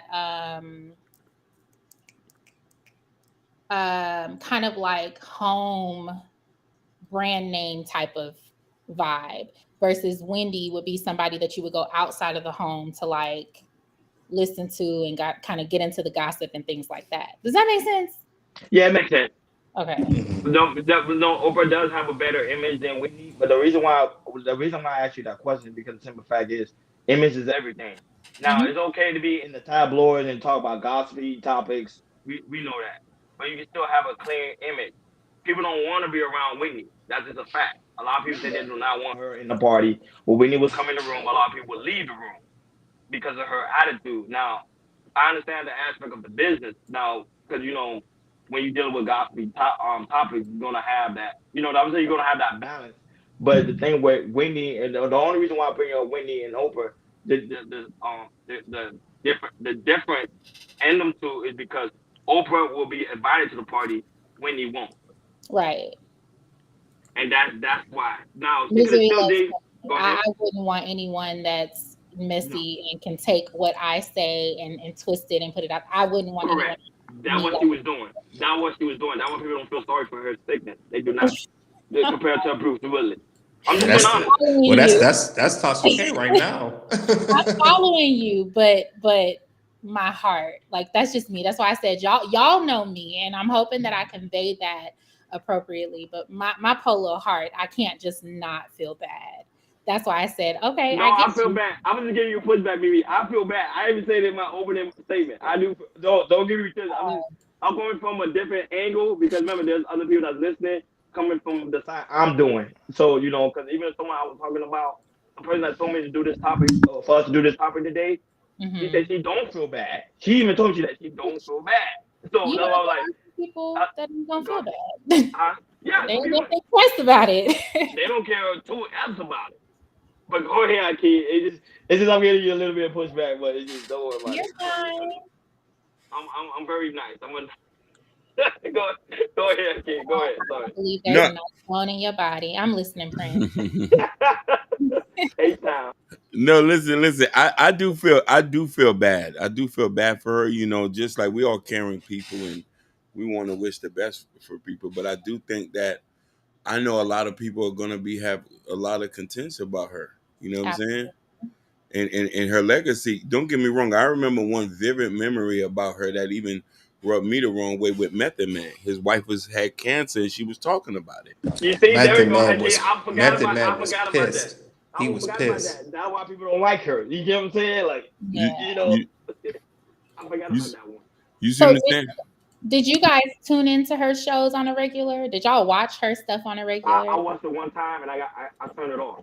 I feel like I watched it once or twice and I was turned off. That's not a show that I would watch because I got what I needed to see from the first show. I just wanted to go back to a second time to see if, maybe it was just a one-off type of situation when I was first introduced to her. But like, she's not somebody that I would watch. I'm very cognizant of her content and what she put out there. It doesn't make me like her as a person, but the heart that I have makes me feel like you're deteriorating, as we said, you're slowly fading away, and that should definitely be private. But again, it's just little old Mimi. I ain't got nothing to do with that. You're not little. I don't know why you say little old Mimi. You ain't little. You're a grown lady. You're a grown woman. So you ain't little. You ain't little. All right, Ron. No, go ahead. Jordan, you see how... What? I see. You see, this is what I've been dealing with on my side of town. This is what I'm dealing with. I'm behaving. Ron don't even be in the panel before he start coming for me. Yeah. Oh damn. The boys be acting, Jordan. Oh wow. Because you got to give them pushback. You can't always. It's good for the audience. If there's no pushback, it ain't good for the audience. You need a little bit of pushback. But go ahead, Mimi. What you were saying? I said if you say so. No, but at the end of the day, I want people to make this be known. We do feel bad for her because I don't want people to be watched it and be like, oh, you guys got essing on Whitney. No, that's not the case. We do feel bad for what she's going through. I think no human being should be going through that because remember they say that type of disease is messing with her speech and the way she thinks. That's a serious disease. That's nothing to play around with. And not only that, but I know someone that's in my job who family member is dealing with that, and she's worried sick. You get what I'm saying? So it's a sad thing. It's a sad thing just to see her going through that, And not only that, is she married? Is Wendy married or no? I don't. Allegedly, she's married to a police officer. Allegedly. How come he's not speaking out about it? That's weird. It's alleged. I don't know if it's true or not. I don't know. Because I know she got a boyfriend. She gotta have a boyfriend. Yeah. I thought Kevin got back with her. No, she said with her side piece. She's married to the side piece. You got to say it like that. Damn. I'm just saying, and she was taking he was getting alimony for Wendy Williams. So I'm just saying it is what it is. It's wild, man. And then now that, but that was her niece, right? The one that was talking on The View. Yes, that's correct. Do y'all think what she doing is a money grab? That's my last question. That's it. For who, Wendy or? Like from right now because of Wendy. Do you think what she doing is a money grab, or does she really seriously care about Wendy? the Y'all state got an that opinion. That's it. I don't know. It's just I had to look, I gotta watch the documentary. I to really get the answer. So I can't answer until I watch the documentary. Once I have the documentary, I can probably have an answer for that. That's fair. Go ahead, Hakeem, and then Mimi can go. I do think that the family may be a little bit shocked that they probably not in control, but just like what Mimi said, you won't know until she pass away or some real stuff come out, because you know it's gonna come out. Something's No, gonna but come. quick question, Hakeem, before you finish. And somebody has to be the legal guardian, though, right? Because she can't think for herself. That is true, and we would assume the family member was, but it's her business manager. And that's the crazy thing about it is, and you know, we're quick to sign over our rights to people we don't know. And you know what I'm saying? And I think that's the biggest issue too. Trust me, if I was going through something, I would hope y'all would keep that shit off the internet. I can't do that. I gotta. No, y'all got to. You know what I'm saying? Like, y'all got to, because I am. People care about what happens. People care about you. They want to see you flowers. Yeah, I just do a PSA. They say the Dawn is not here no more. I got you, Prince. No, the Dawn is not here no more. I will. Hey, listen, I don't like cameras. No cameras or nothing. Listen, I don't want nobody to see me at my worst, man. That's only for family. Like, I don't want, you know what I mean, people out in the world, you know what I mean? I still want y'all to have an opinion about me. I do. That's that legacy that he was talking about earlier. Yeah. I need that legacy, a lot of it. You know what I'm saying? Go ahead, Mimi, and then close the remarks. I'm good. I joined late. I'm sorry. So I just been watching. Oh, no. No, you're fine. You're fine. We happy you graced us with your presence. Right. You came in the last 30 minutes. We appreciate that more than enough. I do appreciate you guys inviting me, though. Yeah. Yeah. Hey, remember, we come Wednesday. Wednesday's open panel, right? So now when we normally do our spiciness, like we talk about very different types of joints, the balls. But now we talk about the dating, and but today is like normally Mondays and Fridays normally like solidified topics, but Wednesday mostly we freestyle. So Wednesday is my busiest and longest day at work. So I would only be able to join via the chat. However, Friday, I can leave a little earlier so I can come join you guys. Okay. Yeah, we love to have women on the panel. I love it. I love it. I know you do.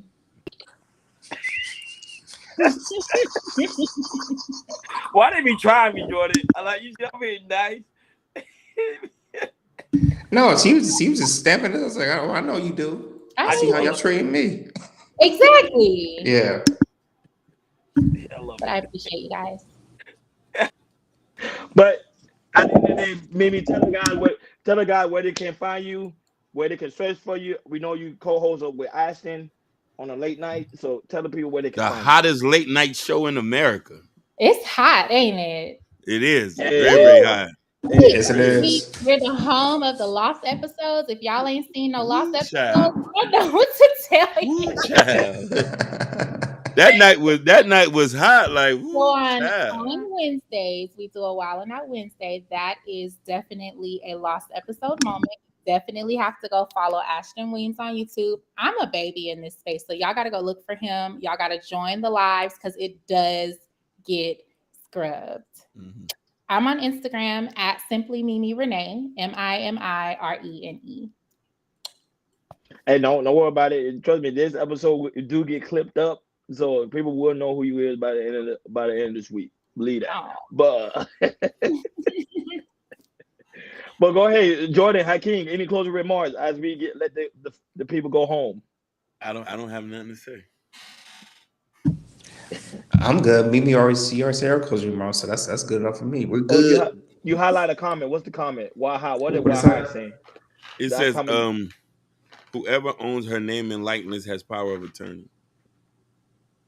That's what I'm saying. Who owns the name? Because her dad's not alive. Is her dad still alive? No, right? Dad's still alive, yeah. Her mother passed away. Dad's still alive. So her daddy must be like, what, 90? Yeah, he's in his I'm gonna say his late 80s. I would say that's really good. It's because they say black men don't live that long. Yeah. I don't know. I don't want to live to be 90. I want to go by 80. 80. Let me leave the earth by 80. 80. But anyhow, like always, guys, you guys already know, it's about that time. It's about that time. Guys, make sure on your way out, please make sure you hit that like button. Please make sure you hit that subscribe button. Please make sure you hit that notification bell on the right-hand side. Remember, we do go live each and every Monday, Wednesday, Friday, 6 o'clock Eastern time. Like always, thank you for having the lovely Mimi on the panel. Grace us with her presence, with her beautiful smile. Praise the Guys, Lord. guys, you want to have a Woo, good time? Make sure child. y'all go over there and subscribe to Ashton Wills channel. I will Really? put that in the description so you guys can go ahead and subscribe to the channel. The Not that, but shiesty shout of out business. to not only that. Shout out to Front Sound. Shout out to Nightish. Shout out to White High. Shout out to Thanos, who was in the Thanos. building. Shout out to Urban Noah. Shout out to the lovely Natasha Vince, who always come in here. Gracie Hubs was up with her presence. Shout out to the Keela. Y'all guys gotta help me because I lost track of names because I had to restart everything. And so shout out to Tequila, shout out to Kendall, shout out to Jabari who always tuning in. They're not here today, but they always go back, rewatch the show, always tune in. Shout out to Josh W who always coming in. Shout out to Vibe with Big Heavy Podcast. He's the man you guys need to know. Vibe, you know I mess with you. So Vibe, shout out to Vibe with Big Heavy Podcast. Shout out to Isaiah Jr. who was also in the building. I ain't seen this brother in a long time, but he was here. Shout out to the Sherry Brown was in the building. Shout out to Keisha. Keisha was here too as well. From Facebook. Shout out to her. Hakeem, you know that woman? Keisha. Yeah. Miss Nelson. Yeah, I know her. Shout out to her, man. Yeah. She came out of nowhere. Shout out you to be Miss. bringing it out, bro. Keep bringing the women. We love the women over here. Shout out. Keep bringing the women. Jordan, I don't know anybody else you want to get shout out to before we on our way out, because I know I missed some names, but you know my thing restarted. So I think you got everybody. Yeah, I'm scrolling down. I think you got everybody. Shout out to those that are also watching on Facebook, Twitch, and also Instagram. Cake. And also Jono heard them. Gore was also in the building as well. Shout out to those brothers. They always coming in, holding us down. But most appreciated, we appreciate guys that actually go back and rewatch the show. We really do greatly appreciate it, especially when y'all leave comments and show how much y'all rock with KI Culture Radio. And not only that, guys, it's also very important you go to KI Culture Radio Community tab. In the Community tab, there's a KI Culture Radio t-shirt where me and Jordan got on. Also, the KI Culture Radio coffee mug. See, look, Mimi, we got a brand over here. We trying to do this. Mimi, listen. We got to listen. When the bag drop, we'll get you that G-Wagon you like. Yes. And also don't forget Prince Hakeem book, Black Love. Look, Black Love, Mimi, look, he got a book. I know. I heard about the book. It's real. Hard copy. It's real. It's real. It's not fake. It's no scam. It's a real, legitimate book. It's gonna be New York seller right here, bestseller right here, New York. I'm speaking it. So shout out to you guys. Make sure y'all get your copy of the Black Love, man. Support the platform, man. We really do greatly appreciate it. And not only that, but Hakeem also got another book that's about to drop. I got it done this week. This week we got to drop this week. Nakapenda. And what's up with the KI Culture Radio hat? Let the folks know what's going on with the KI Culture Radio hat. I got the prototypes coming. I'm about to ship it to y'all boys when it touch down here. You know what I'm saying? We all gonna be. He say. Hey, first time he be making promises, but you better keep them. Listen, listen. Sounds. I know what you saying. That no, listen. Fresh sound. You better let everybody on this panel know. I missed to make it happen. I'm just saying, Mr. Make It Happen. You done promised the G-Wagon, and that's what Fresh Sound's talking about. No. Don't worry. Yeah, listen, I keep all my promises. It's like 100K. I'm saying we keep. I don't want a car note, Prince. Huh? I don't want a car note. Baby, we don't do car notes here either. We from Florida. you a Southern girl, Miss Debbie. Don't worry. We don't do car notes here too. You know. Nah, look, Urban say, yeah, I can't come through. He better come through because he came through with the book. Thank you. So he better come through. Stamp that. Let them know. Don't make promises to a woman. You gotta forget something. Women never forget. And when you tell them something, they're gonna remember that to the grave. And not gonna say nothing. I'm gonna let that man come on this show every time. He gonna be like, "Hey Mimi," and in the back of my head is, "You told me you was gonna give me a G-Wagon." No, basically, in powder blue. You know what I'm saying? Like pink and black. Powder blue. But don't listen. I always make it happen. We get things done. Don't worry. And And also, guys, keep it in mind, we still working on TikTok, and pretty soon TikTok, we're gonna be yeah. on Twitter. Yeah. Because we also have Twitter audience as well. That number in Twitter is actually growing. We're Every time I drop growing. a click over there, at least get like 400 views, literally. 400. This is off the clips. So, Plus, you know, and also close, and people keep forgetting, we got 100, sorry, not 100, we got 10K downloads. yeah. So, 10,100 downloads on iTunes. yo, but shout out to you guys, man. You guys really rock with KL Culture Radio. But guys, make sure y'all get a copy of this book. You know, Hakeem forgot to give me an autograph. You I see? would. You see how All you right, doing listen. that? No How you need autograph. how you need an autograph when we in the same game? You got me. No, but you still need an I'm here autograph. every So when I put it day. in the, cause I'm gonna put it on the frame. You see how it's, No, I you know, signed you it. gotta put it in the frame. We Like you're like, yo, we have family cookouts. You know what I'm saying? So he already know. Yeah. But shout out to you guys for always rocking with us. Like always, thank you for tuning in to KL Culture Radio. Go ahead. Thank you for coming over, young lady. My pleasure. Thank you guys I for appreciate having it. me. I just like the way she talk. Like it's so proper. Listen. And I'm so used to the hood, it's not even good. I'm not gonna lie to you. I'm a little bit thrown off by very feminine women when they come home. Cat.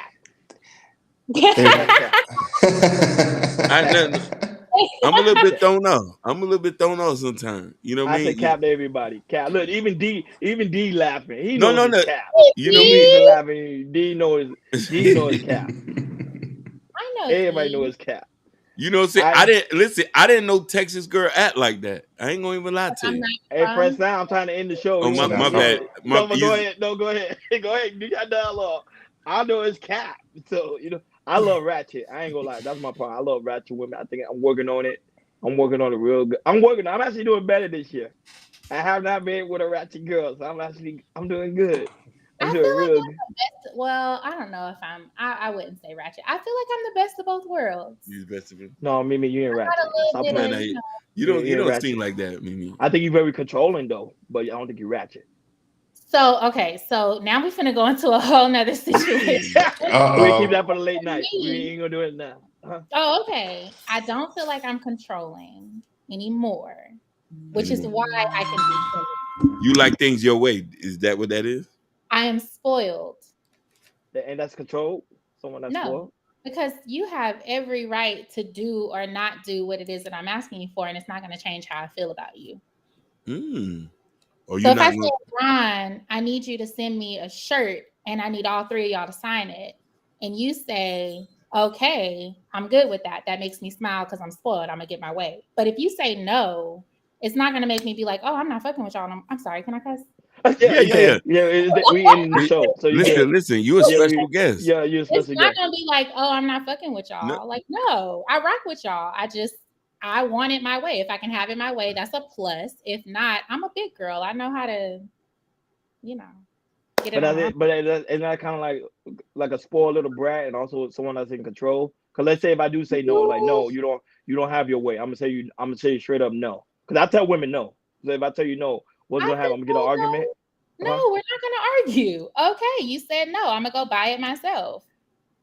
But you ain't gonna get upset, like your face. No, there is no reason for me to get upset. Shout out to H-Town. Okay.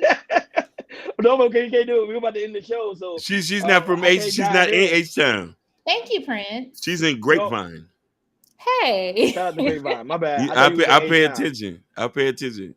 I told you I don't be paying attention. I told her that yesterday. I said I don't pay attention. I just like the way her mouth move. I'm sorry, that's just my problem. It's all right, but when I call your name and I say, "Come on," all right, Jordan. What you do?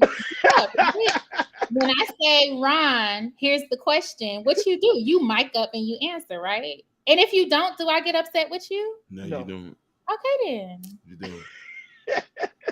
But like always, thank you guys for tuning in to KL Culture Radio. Y'all want to see some spiciness, some shiciness from her? Go to Aston Channel. Go to Aston Channel. It is the hottest thing. Call me, I'm gonna come up. Trust me, don't call me, I'm gonna come up. Okay, always, Ron, I expect to see you on the panel tonight. I'm sure we're about to start this episode, and I got some stuff for y'all. Yeah. Right, we'll be there. We'll be there. We out. Over and out. Yeah. Peace.